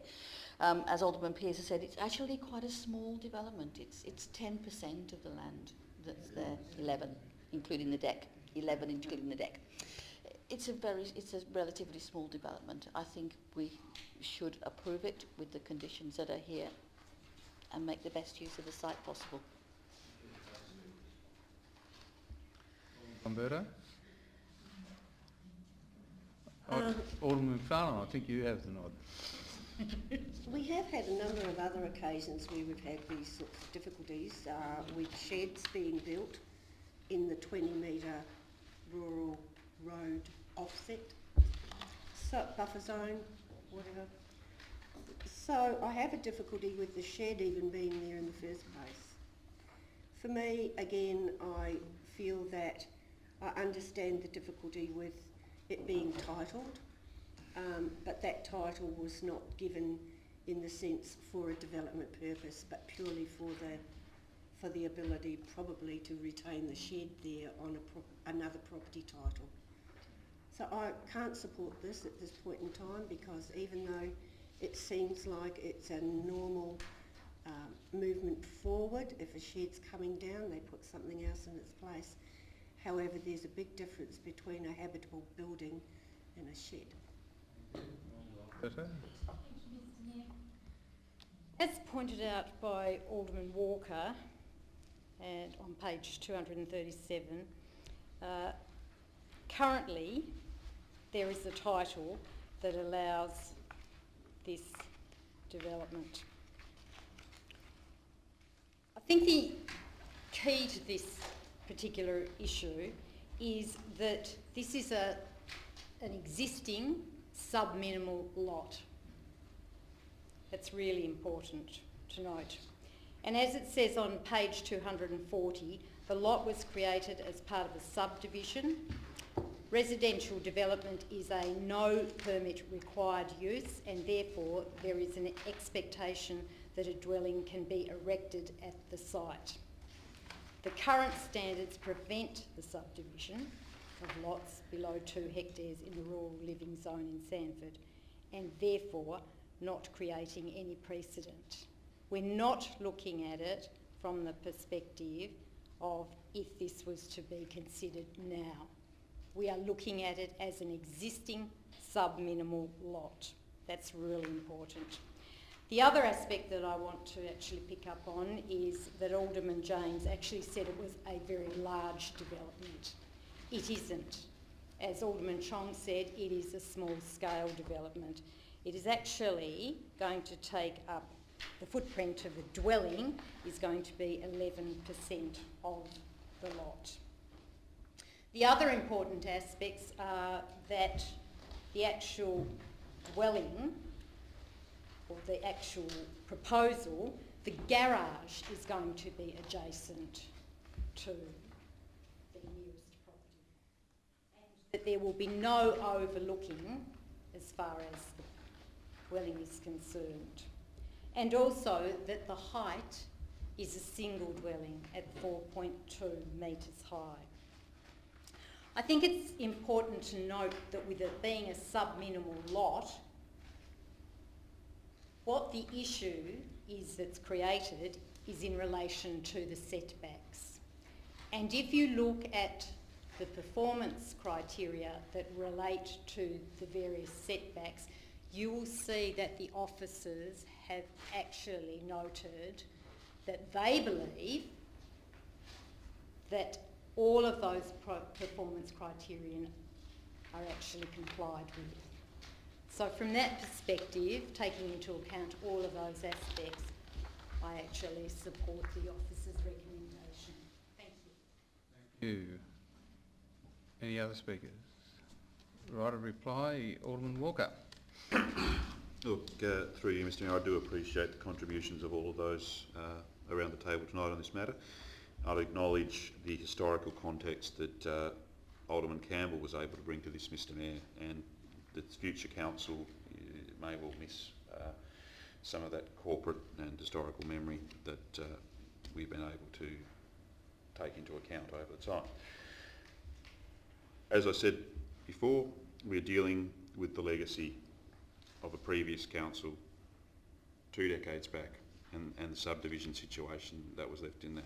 There is a title on the lot and before us, and I believe that we should indeed approve it on that basis, the legacy one. So the motion before the chair is for approval subject to conditions and advice. All those in favour? Against? The motion is carried. Moving on to 11.3.12, subdivision application for 163 Pass Road for 175 lot subdivision. Alderman Campbell, second Alderman Cusick. Alderman Campbell. Well, this has been ongoing for some 10 years or more, and maybe this time it'll come to fruition, but it's quite straightforward, the report, so I support the recommendation. Alderman Campbell's words that it was has been earmarked for a residential subdivision for many years, and it looks, as Alderman Campbell said, it will come to fruition. Speakers. Alderman Thurley. I would just like to say that it's very pleasing to see that the separation distance is sufficient to maintain the dignity and heritage of Clarence House, and I think that's really important when you're dealing with this sort of change of environment. This land is magnificent land, it's beautiful land, and the history of Rokeby is so significant, and the fact that we can provide enough space and division so that Clarence House stands proud.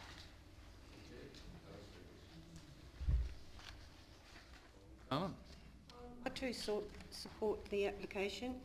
However, I'd like to note that the current creek, which is open in the environment, will be piped, and I find this a bit sad in the context that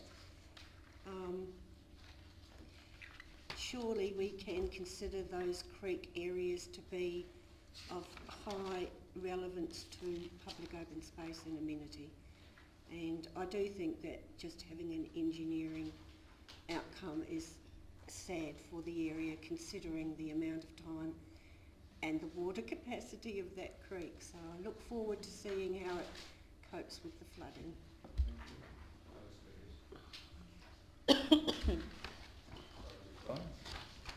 Motion is for approval. All those in favour? Carried unanimously. 11.3.13 is a development application at 5 Swinton Place, Rose Bay for a change of use to visitor accommodation. Thank you, Alderman Thurley. Seconder. Alderman Hume. Alderman Thurley. If I read correctly, I think this is a retrospective approval. It's already been functioning as a visitor accommodation.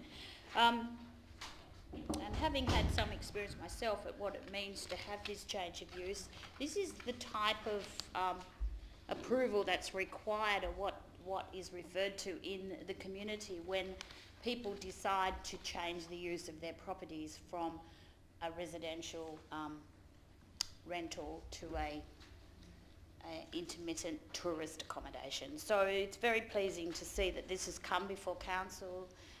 The parking is adequate to support the use, and there doesn't seem to be any impediment to allowing this change of use. Alderman James, I think you were eager to get on your feet there. Before I make some comment in relation to this, I would like to direct my question through you, Mr Mayor, to Mr Lovell. On page 278, it says that the proposed visitor accommodation use does not satisfy the exemption standards within PD 6, Planning Directive 6, as the dwelling is not intended to be retained by the current owner as their main place of residence. My question through you, Mr Lovell, is that we have discussed this visitor accommodation on a number of occasions, and in that I thought there was a requirement for the owner to actually live on the site as part of the criteria or criterion for visitor accommodation, you know, to sort of meet the planning requirements. It doesn't, it is contrary to PD 6 here because there's no owner on site. Can you just provide some clarification to that, and as to whether or not the PD 6 is circumvented by having a person who actually lives on site who may have the role of a manager appointee in that respect. Thank you. Through Mr. Mayor, I guess that's what the report's trying to say, that it doesn't satisfy PD6 because there's no resident manager on site. It then falls through to these tests, which are the performance criteria, if you like. So that's the very reason it's come to council. If it hadn't have complied with it and the owner was going to live there, then it wouldn't be here. Okay, so again, I think it's appropriate that we should have this sort of development. The only reason that I raised this point was that in the officer's report it does refer to, amongst other things, the fact that there's going to be 7 bedrooms and there's going to be a number of people that will be frequenting and obviously using the accommodation within Rose Bay, within Swinton Place. And Swinton Place is very, for those who know the area, is very, very strong residential, urban residential. And so look, I just would like to think that if there is a PD6 which says that there needs to be someone on site to supervise or take, you know, like bookings and oversee the general sort of, I suppose, any neighbourly dispute that may come out of activities within the visitor accommodation. Look, I don't want to speak against this, but I just would like to raise the matter, Mr Mayor, that look, if PD6, and that's been through the ropes as far as these government requirements for accommodation, and we're talking pretty much about this B&D, but it's been extended, you know, by Planning Directive number 6.1 and then now 6D. I think we should really try to do the right thing and make sure that we do have a manager that actually lives on the site. And as Mr Lovell has said, that the reason why it's coming to council is that because we are using our discretion to waiver that particular condition so that this particular matter can be approved. So it all hinges on having a manager resident on site. Otherwise it would be approved in-house. It wouldn't require council's deliberation, Mr Mayor. So again, I just feel uncomfortable that PD6 makes that requirement and we are skirting around the edges, so as to speak, to make it fit.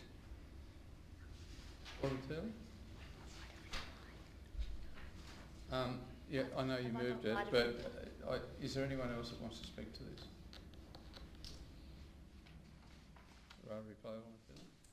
I'm just going to reiterate what's the comment on page 281. There is no requirement under the scheme or PD6 for an on-site manager to be present to manage a visitor accommodation use. Council therefore has no ability to require such management practice to be implemented. In addition, Council is not responsible for antisocial behaviour, etc. Now, I might just like to inform Alderman James that with visitor accommodation, most of the time you have a booking site, and we are now in the age where everything is done online. And so the bookings come in, they're managed, payments are done. The owner would make sure that the cleaning and the management and the cleanliness will be up to date, but there is no need for a manager to be on site under these circumstances. And it doesn't mean that the property is unmanaged. It means that it is managed by an online platform, which is the way that tourist accommodation is basically run these days. So the motion before the Chair is for approval, subject to conditions and advice. All those in favour? Against? The motion is carried. What I'd like to do now is, apropos our procedural motion earlier, is suspend our meeting as a planning authority to resume normal business for a couple of items there and then resume the planning authority matter. at item 11.3.6. I don't think I need it, given our procedural motion before, so thank you also. So now moving on to 11.7 governance, that the annual plan for 2018-19 be adopted. Thank you, Alderman Cusick. Seconded, Alderman Chong. Do you wish to speak to the motion? Yeah, thank you, Mr Mayor. I'd just like to commend the staff for this very comprehensive report. We note that that in Appendix A, we're budgeting for a surplus in 2018-19 of 6.1 million. Our equity, our anticipated equity is around about 791 million at that point in time. And it also note the time that Aldermen have put in at workshops in developing this budget, which forms part of this annual plan, and I commend it to Council.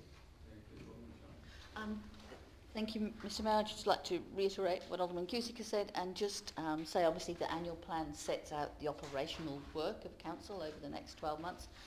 Including in this is some probable $30-odd million of capital expenditure, assuming 7 Mile Beach doesn't go ahead, which is a substantial amount of work for us and shows a great deal of ability on behalf of the council staff.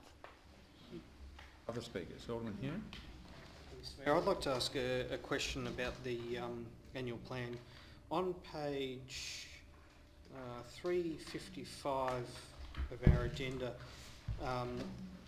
there's a reference to the activities and initiatives, and under economic development, one of the initiatives is to undertake the implementation of the 2016 to 2021 economic development plan for the city, which, as you know, is a particular interest of mine. I just want to ask, I understand there was some funding set aside in last financial year's budget for the implementation of the plan.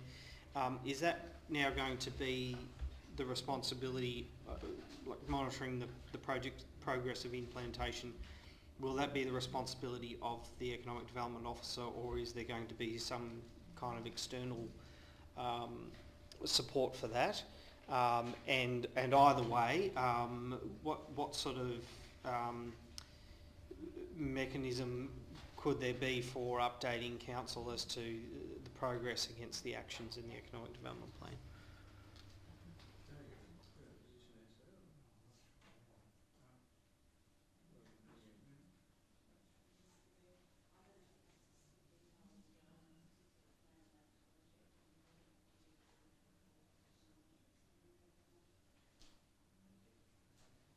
Yeah, we'll take that on notice and perhaps provide an answer in the weekly briefing report that comes around. Okay, thank you. Any other? Alderman James? Yes, my question through you to our newly appointed Treasurer. The extent of works carried forward from 17-18 on pages 54 onwards is quite substantial. Does the Treasurer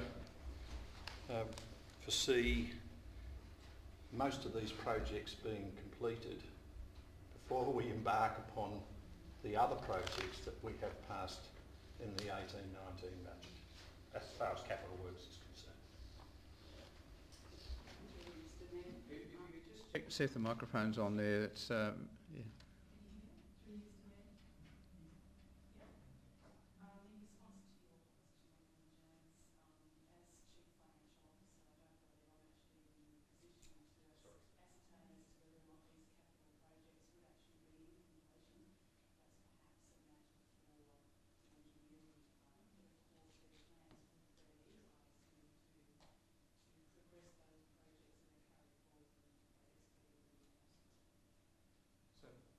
Look, Mr. Grierson, do you able to shed any light on this particular question? Thank you.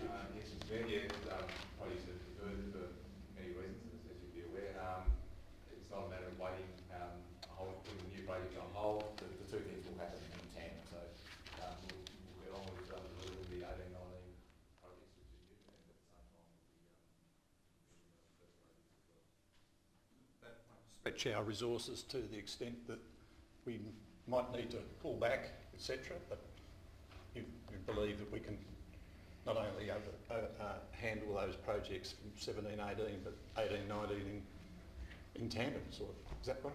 That's right. I mean, at the end of this year, there will be deferred projects, as there always is at the end of the year, but it's not a case of waiting to finish the 17-18 projects before we move on.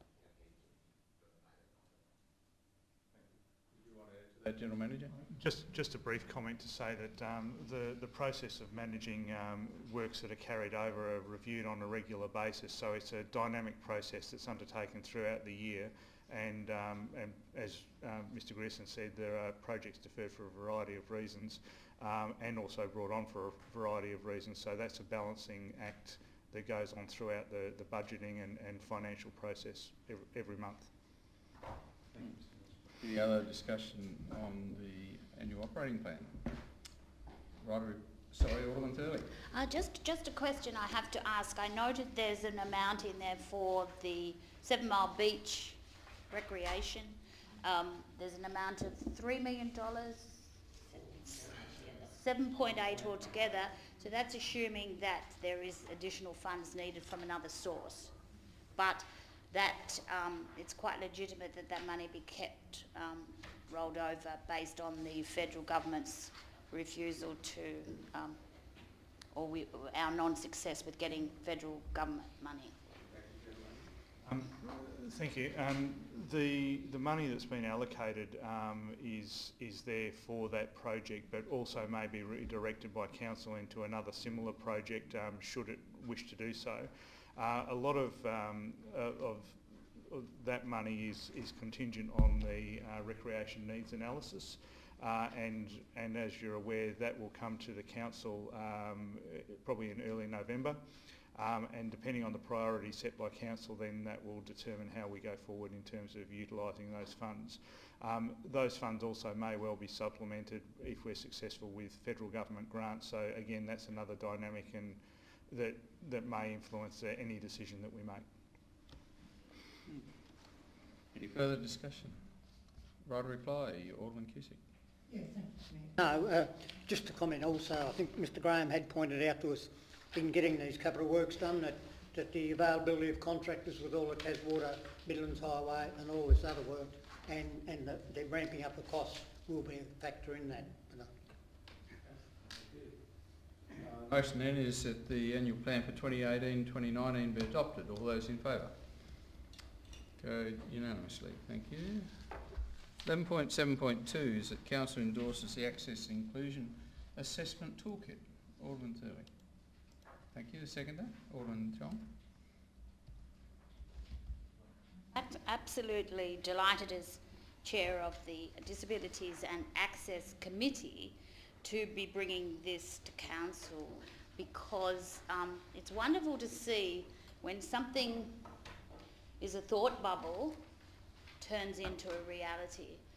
And it became about in discussion because the purpose of the Access and Disability Committee, and one of their great functions, is to look at council projects coming forward and to cast the eye over them from the point of view of access for people that have access restraints. And so what happened is that all these projects keep coming through and the plans keep coming through, and they may be in concept format, but sometimes the same questions get asked, or what about that, or what about this, or no, they haven't looked at that. This is a means of gathering a toolkit that enables all of those things to be assessed at the same time, and so that each project has the same lens put over it that actually looks to find the fundamental things. Now, there are things in this toolkit and they're graded, they are mandatory, and then there's fit for purpose. And I think the reality of this toolkit is that we as a council are a leader in this particular area. This particular toolkit is based on a Western Australian model. It's going to actually be utilised within local government, and it's actually going to mean that once again Clarence has actually been instrumental in providing such a functional toolkit. And the whole idea, as I said, is to ensure that every project that we cast an eye over has a barometer to be measured by, so that nothing escapes, so that you don't get a construction that's meant for people that are ageing and find that the showers have got lips on them and they can't get in there with a wheelchair. These sort of things have slipped through before and they won't slip through again. And I cannot imagine anyone who would not endorse this toolkit. And I must take my hat off the amount of research and effort that's been put in. And if you remember the presentation by the officer, he did it with so much passion and pride in what he was doing. It was wonderful to be a part of council. Thank you, Mr. Mayor.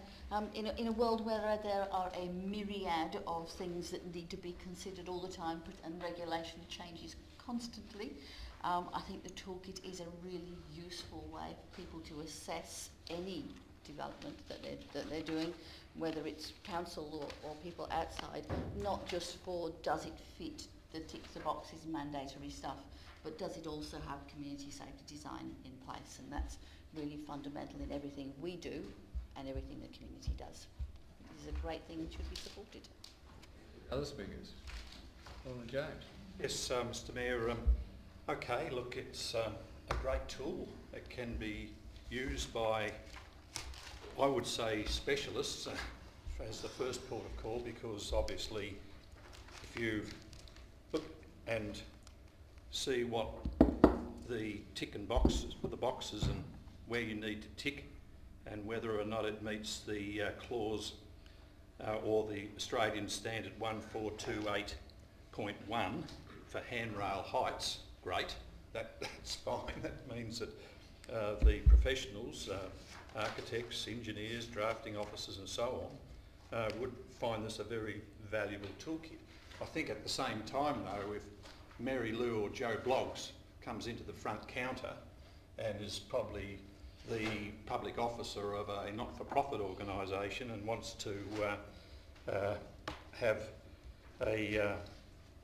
some works done in relation to the Power Recreation Centre, I'm going to use that as an example, then I think it may be very difficult for them to be able to interpret or follow the checklist or the timeline or the flowchart, whatever you call it, in order to be able to get their head around what's involved.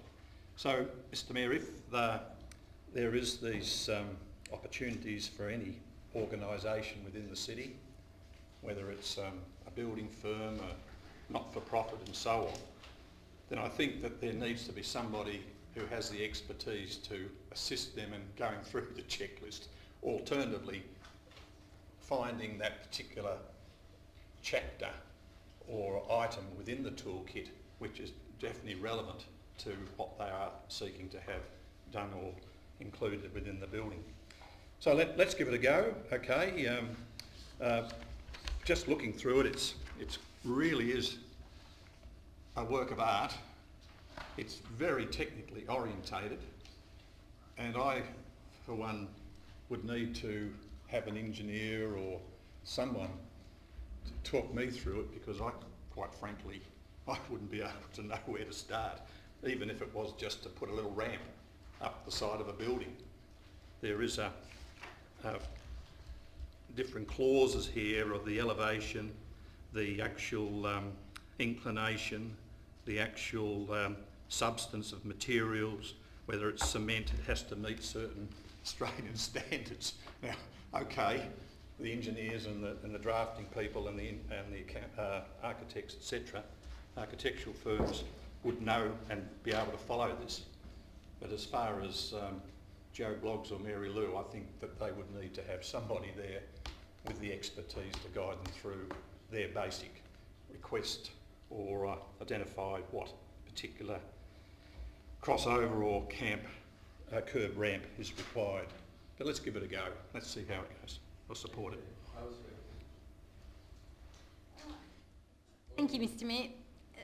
I think it's really important to note that both the community members from the Disability Access Advisory Committee and the Clarence Positive Ageing Advisory Committee, which I chair, were involved in actually providing support and also advice and on-site recommendations in developing this. I can't agree with Alderman James. I actually think, as it says here in the report, that this is a simple step-by-step approach. And the idea that Mary Lou is going to come along and be unable to actually decipher and use this toolkit is, I'd almost say, a furphy, because I don't believe that Mary Lou would be doing something by herself. I think she would actually have some support and professional advice in looking at using the toolkit, if not from a professional that she's actually brought on board herself. She would be able to access the council support. So this is about providing some framework within which to actually do some important on-the-ground work involving ideas that the community has actually brought into this toolkit. So it is about professionals and community members who have had to deal with issues in relation to buildings that they have found difficult, either because they are ageing or because they have a disability. So I actually support this toolkit and believe that it will be very beneficial. Thank you. Alderman Peters. Thank you, Mayor. Mayor, I think this is wonderful, and actually I'm going to get a few copies and take to different committees I'm on, because it's a great start, I think. I really do. And I know some of the committees I'm on want to do things. At least we've got some idea what we're looking at, so I can just show them. And of course I expect them to come and get advice from our staff, but I reckon this is a great idea. Any other speakers on this matter? Okay, so Alderman Thurley, right of reply. I'd just like to allay some fears that Alderman James has, because we had a brief presentation at committee level, and it is a case of identifying what you're looking at and then going to the relevant section. So you do not have to embrace the whole toolkit all at once. It's segmented. It's appropriate you go to a certain section when you're looking at particular designs. It's mainly designed for the design level, so that when the plans are created there's nothing overlooked. But I would also like to say that it is recommended that Council work with the Local Government Association to conduct a series of collaborative workshops with other Tasmanian councils on the benefits of using the toolkit as a universal resource for local government. And its whole purpose is to harmonise legislative requirements and universal design approaches. And it's also to ensure that what we produce at council and at any other councils around Tasmania are fit for purpose. They don't just pass basic standards, they actually work fit for purpose, and that is why this toolkit has come about, and it's why we are going to be leaders in this field.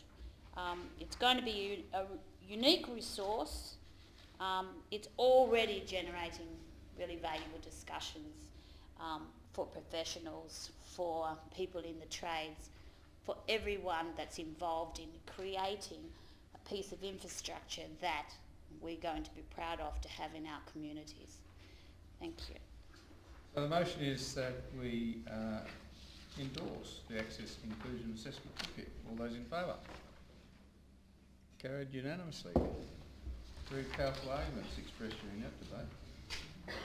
I'd like to resume our business as a planning authority and return to item 11.3.6, and in doing so I'd like to ask Alderman Thurley if she's still willing to move the alternative recommendation as circulated, and whether Alderman McFarlane is willing to second it.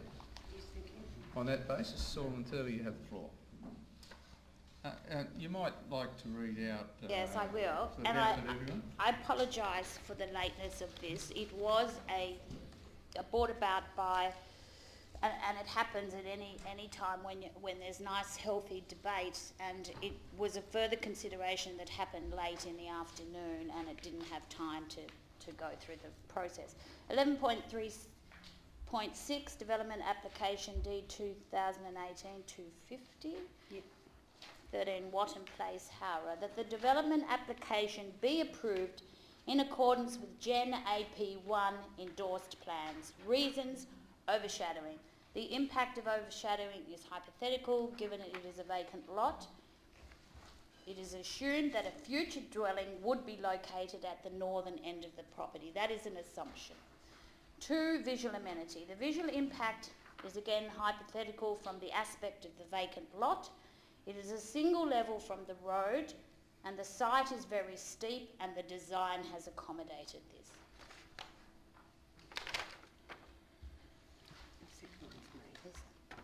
Do you want to speak to it at all? Alderman McFarlane? Thank you, Mr. Mayor. I support an approval of this in the context that, in reading the report, the main issue of contention for me was the fact that the side wall created a bulk. In the refusal, the number 1 and number 2 issues, overshadowing and visual amenity, visual impact, did not add up to me. With the overshadowing, I have never had to assess overshadowing of a vacant lot before. I could see from the drawings how the concept was being put forward. However, I don't feel that that's an assessment criteria for now.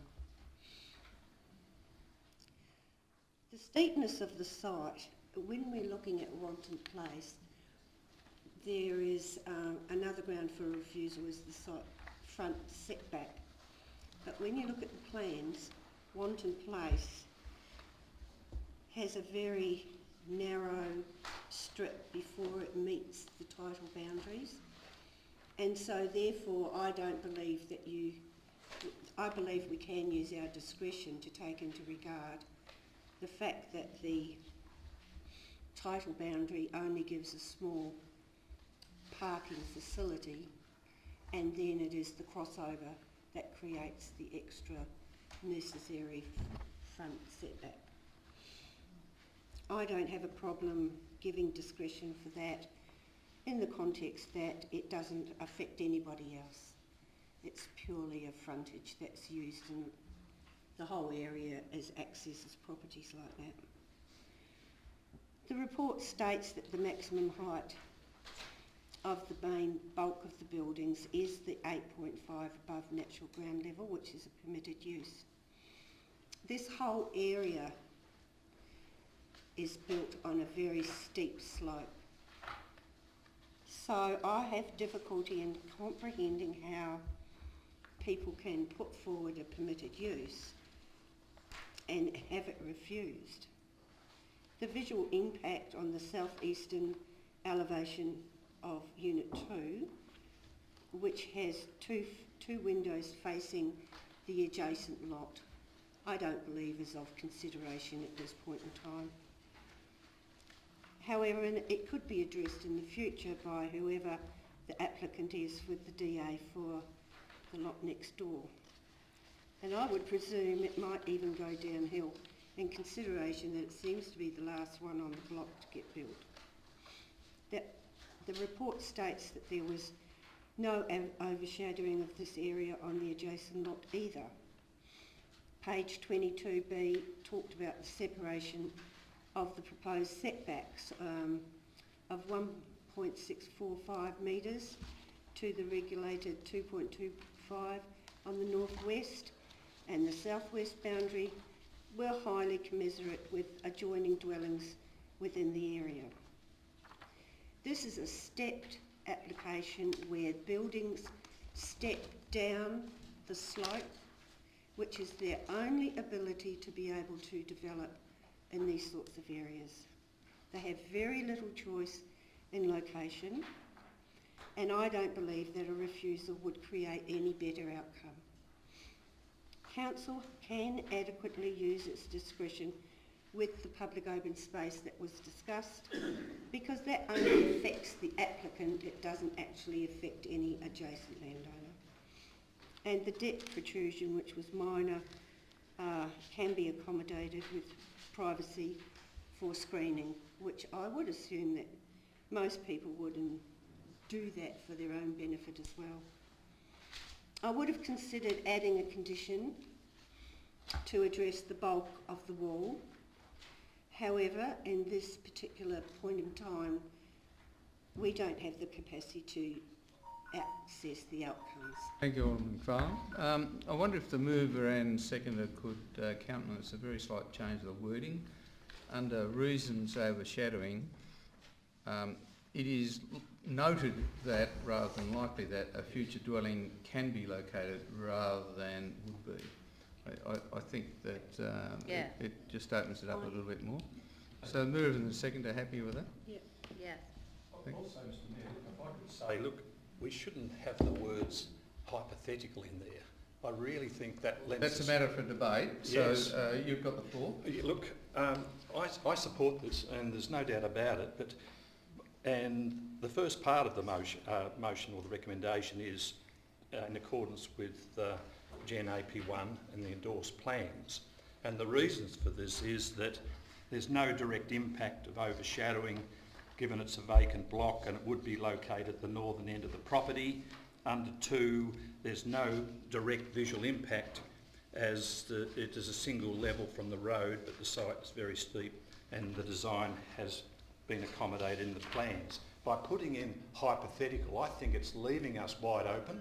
I think we can make it more meaty, if that's the word, by just using those words that Alderman Thurley and the others have suggested, but making the comment that there's no direct impact of overshadowing, given it's a vacant block. So delete the words is hypothetical in reason 1, and also delete the, again, hypothetical is again should be deleted, and we should just run it through that there's no visual impact as the single level from the road, but the site is very steep and the design has been accommodated in the plans.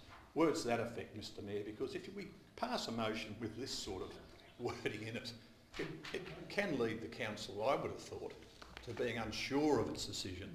And when we use the word hypothetical, then we are sort of saying, well, we're not sure about this, we don't think it's relevant, and my suggestion is if the mover was prepared to delete the words hypothetical and just run it as part of there's no visual impact and there's no overshadowing, as given there's a vacant block at the north of the property.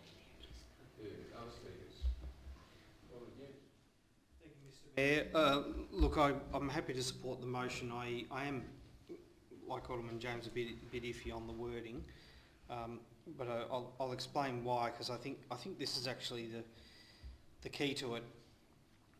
The officers do need to make an assessment about performance criteria 10.4.2 P3, and then paragraph 3 of the overshadowing of an adjoining vacant lot.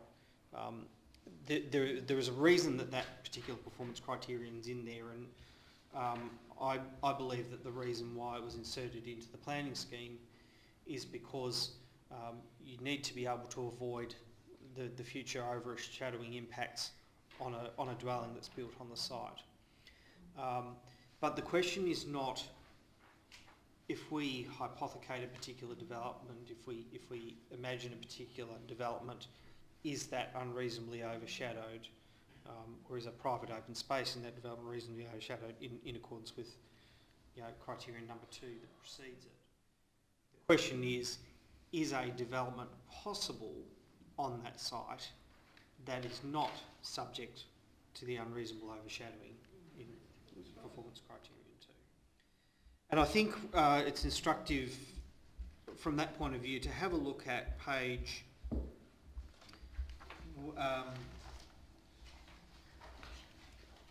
page 137 of the agenda, which actually shows, and you've got page 136 preceding it, shows the overshadowing impacts on the building envelope of the adjacent plot.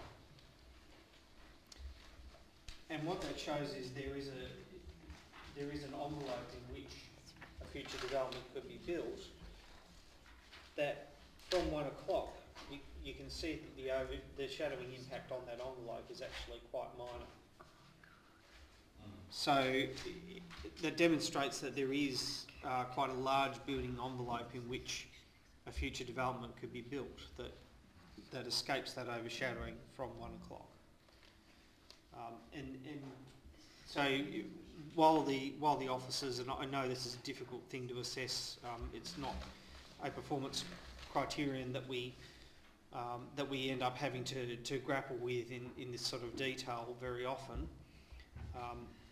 But I do believe it's the wrong approach to say, well, this is the kind of development that would most likely appear on this site, and let's assess what the impact is on that, rather than, well, actually, is it possible to build a development, or put in an application for a development that would avoid those overshadowing impacts? And you can see from that envelope that it is indeed possible. A question, please. I will support the recommendation, but I note on page... Recommendation or the motion? The motion, sorry.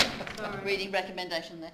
On page 115, it talks about a licence will be required for parking and fencing and landscaping. Should those be conditioned into HIP? Through Mr. Mayor, no, they'll be dealt with under separate policies and procedures of the council. Other speakers? Right of reply, Pearce, Alderman Pearce. Well, when I saw this, I must admit, when I saw this was recommended for refusal and no representations, I must admit I had another look. I thought I've got it wrong. But I do understand, I think Alderman Hume has certainly explained in a very elegant manner why it's such. But look, I think the professionalism of these plans too has certainly swayed us somewhat. I do agree with the word hypothetical should be deleted.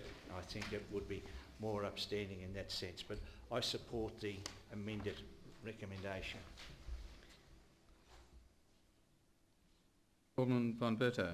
For you, Mr. Mayor, I'd actually like Mr. Lovell to just give us an overview as to why.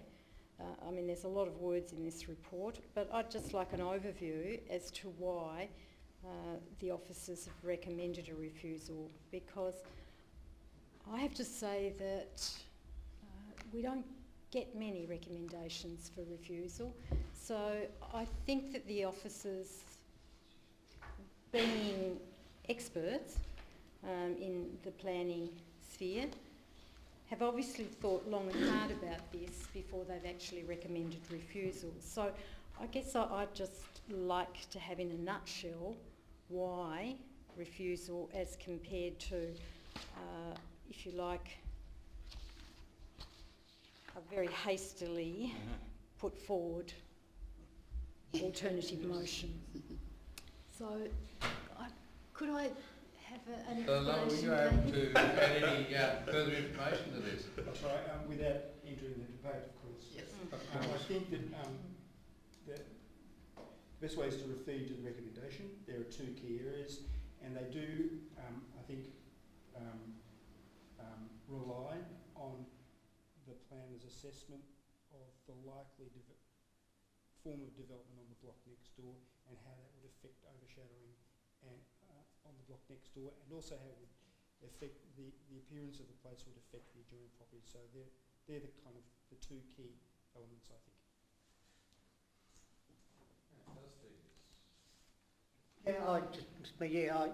I support the recommendation.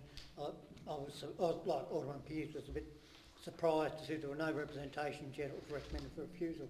Are we going to tidy up this motion and get this hypothetical out of there? Well, can I just point out that there's been no wordsmithing of the recommendation itself. It is only in the reasonings that we have been negotiating whether hypothetical and all these other things. So the motion's still quite valid if Aldermen are happy to take it at that. Yeah, that's right. Yeah. An alternative. And But we'll leave that to Alderman Thurley in the right of reply.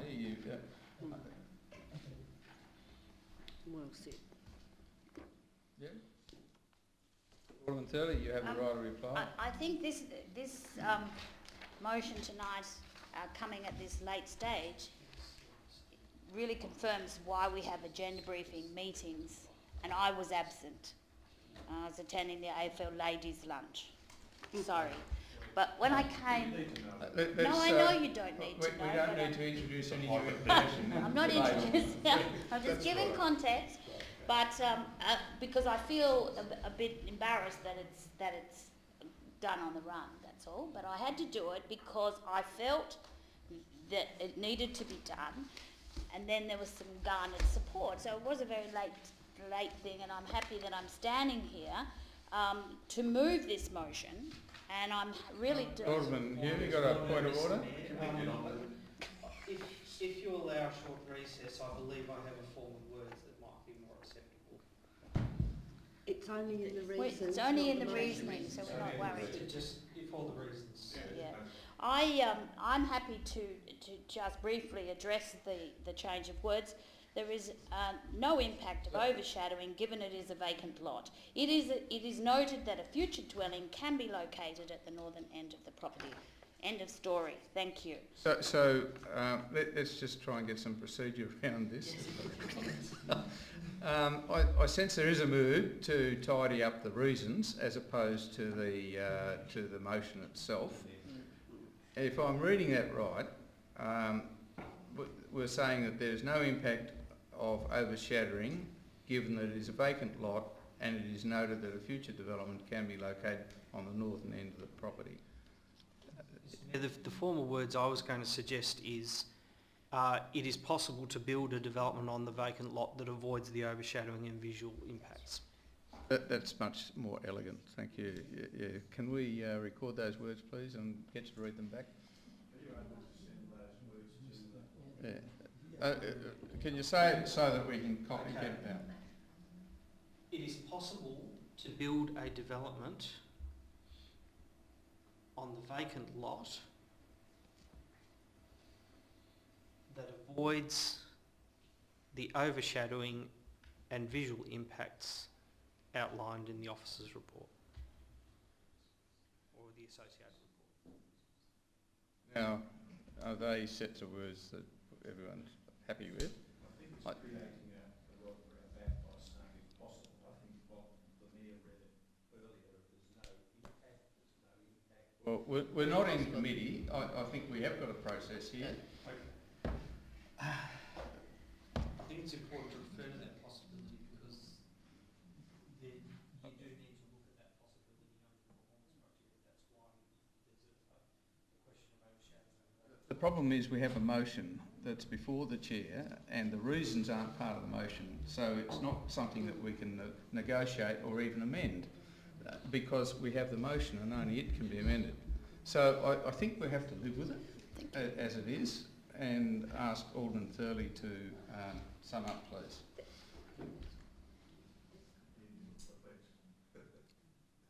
The development application be approved in accordance with Gen AP1 endorsed plans.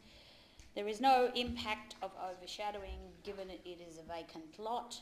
It is noted that a future dwelling can be located at the northern end of the property, adjacent property. The visual impact is again from the aspect of the vacant lot, not impactful.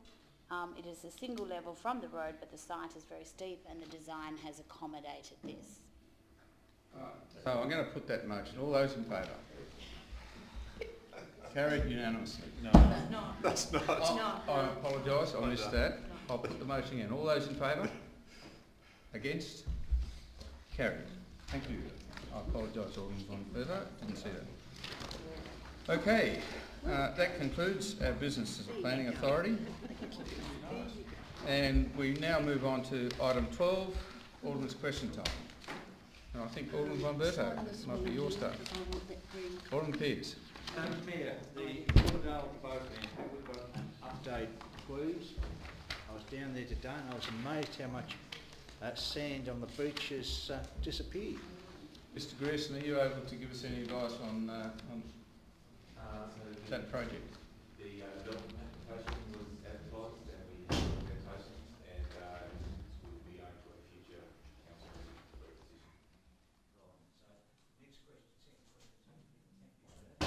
a decision. The new council will have to look at the Gilston Bay Playgroup Centre to see what we're going to do with it.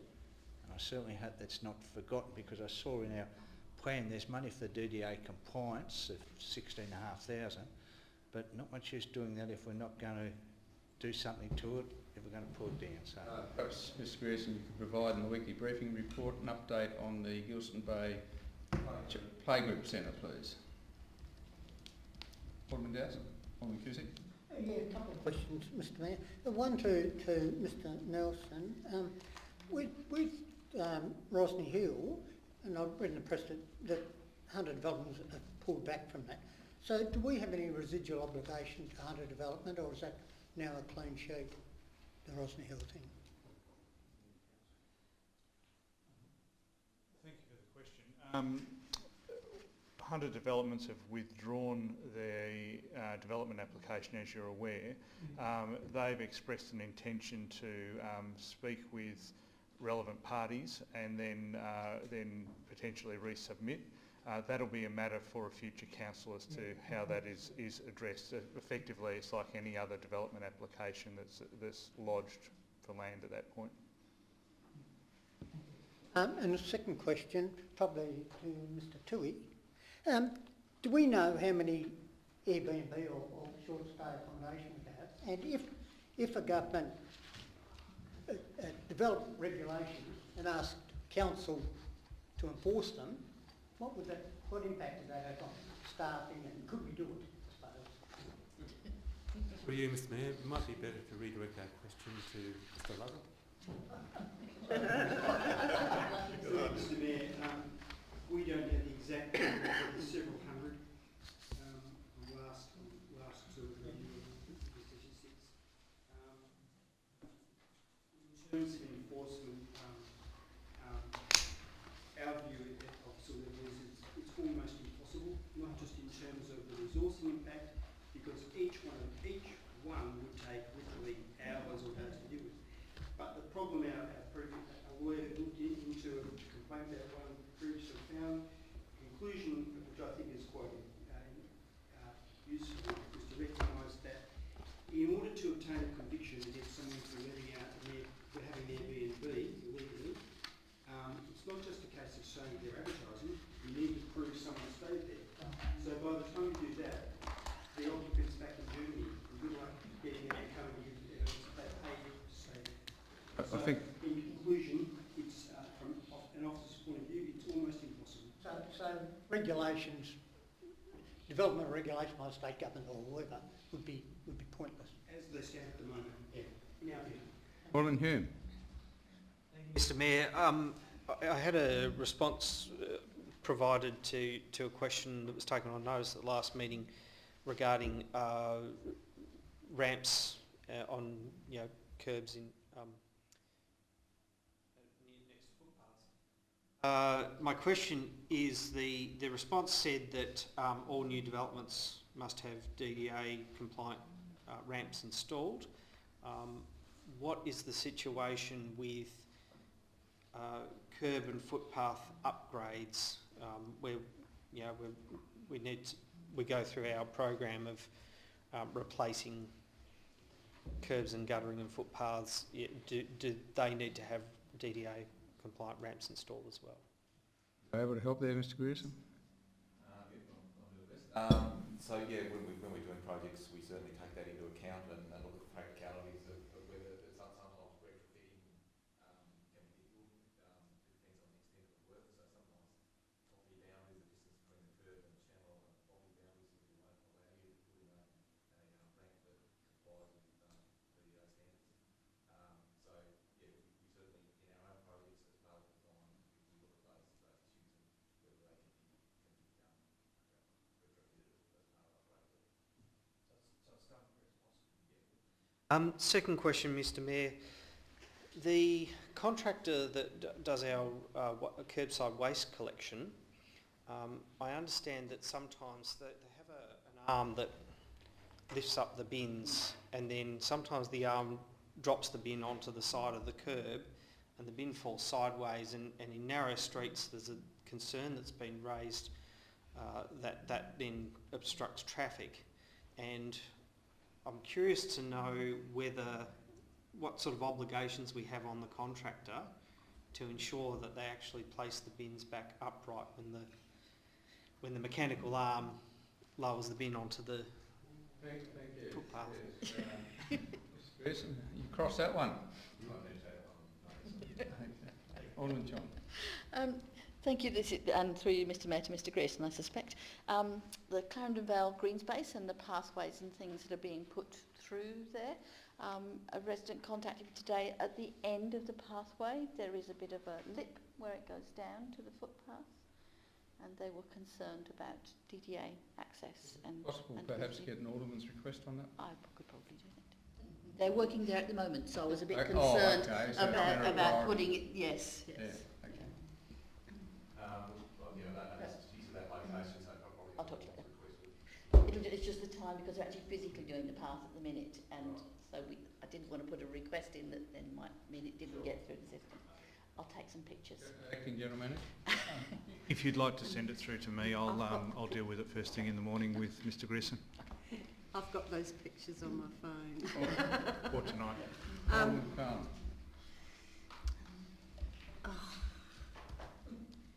Can you come back to me? Alderman Thurling. Mr Toohey, when are designated dog areas up for renewal? I presume that's part of the whole process, but when is that coming up? For you, Mr Mayor, Council is required to review the dog management policy at least once every 5 years. We're next due to start the process in 2020. Not that long. Second question. Based on the bad publicity that Council received and the current Council received on the public bylaws situation, I would just like a reassurance and a summary as to what misconceptions occurred and how that happened between the 2007 bylaws and this review, which was a review coming out in 2018. I just wanted to know, because I haven't been able to look at the 2007 bylaws, I haven't studied them yet. Was there any wording difference, or was there anything that led to this overreaction and misinterpretation of the intent of the bylaw?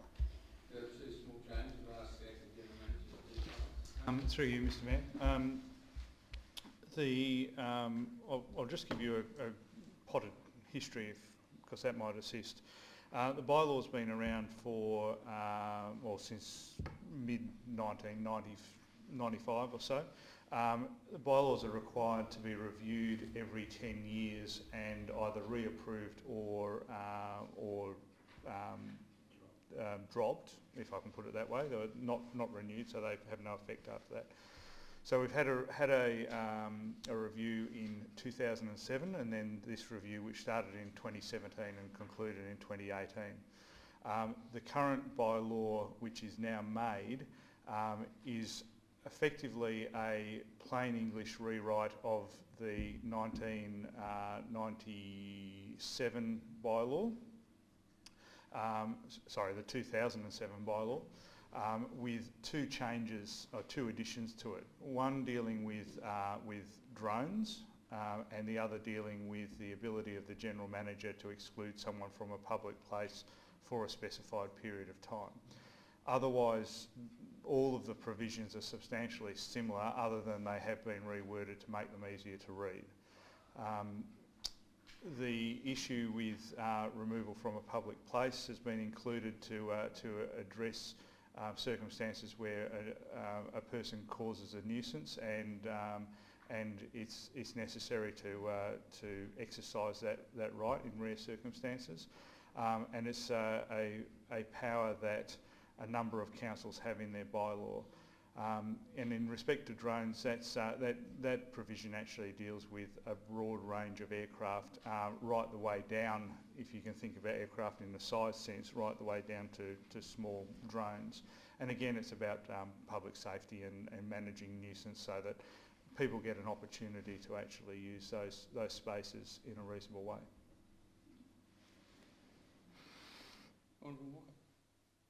Alderman James, and I do note that there is an answer in the agenda to a question you previously had. Very pleased, thank you. Thank you. But if you've got any further questions without notice. I do, thank you, Mr Mayor. The first one is, and it's directed to Mr Nelson in his capacity as Acting General Manager. Mr Nelson, in your discussions with Hunter Developments, have you any feedback from that organisation that a small-scale development on Rosny Hill would not stack up as a viable commercial undertaking? Thank you for your question. Through you, Mr Mayor, I've had no feedback from Hunter Developments regarding issues associated with any revised development application or development. Hunter Developments have indicated that they wish to consult with various parties around what a future development might look like and what it would require to do to be approved. But they haven't specifically dealt with the issue of commercial viability, although I can advise that that is a key consideration for them. Thank you. The second one is in relation to the mediation process, which I believe has been undertaken with regard to Council's decision on the Bellerive Oval and the application by Cricket Tasmania. My question is... mediation process? By the tribunal you're talking about? Yes. Oh, sorry, okay. Yeah. And my question through you to Mr Lovell is, Mr Lovell, it has passed the mediation. Oh, am I to direct it to Mr Grierson? No, Mr Lovell, I believe. Okay, sorry, Mr Lovell. Look, I'll just start again. Given mediation has occurred, has there been any further discussion in relation to whether the parties have agreed to any compromise, or will it go to appeal? Through you, Mr Mayor, there's been no mediation as far as I'm aware. I don't know in relation if any of there's been either, Mr Two. No, not at this point. It's probably early days, I'd suspect. Well, my understanding is that there has been a meeting of Council with members of the tribunal. There's been some discussion. There has been a resident that's actually submitted. Well, look, can we undertake to provide a briefing report updating all the aldermen on where that appeal is at? Thank you. Yeah. I remember, thank you. The Kangaroo Bay toilets, I've often gone there and there is door number 3, which is always open, and it's very unsightly, and also it would be good if they had some sort of mechanism to make them close, but not ones. Can we put some mechanisms on those doors to make them close? Certainly investigate. And while we're doing that, can we paint them again as well? Because they look like they need a second coat of paint. Gee, that's... Can I be cheeky and ask the members of the public if the audio system is better than it has been?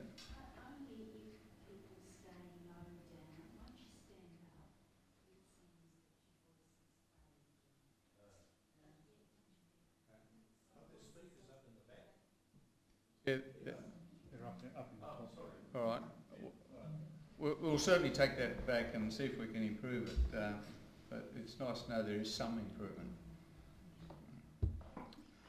All right, well, on that note, can I thank you for lasting the distance? We do need to go into committee, and appreciate your interest in the meeting. Can I have a motion to go, please?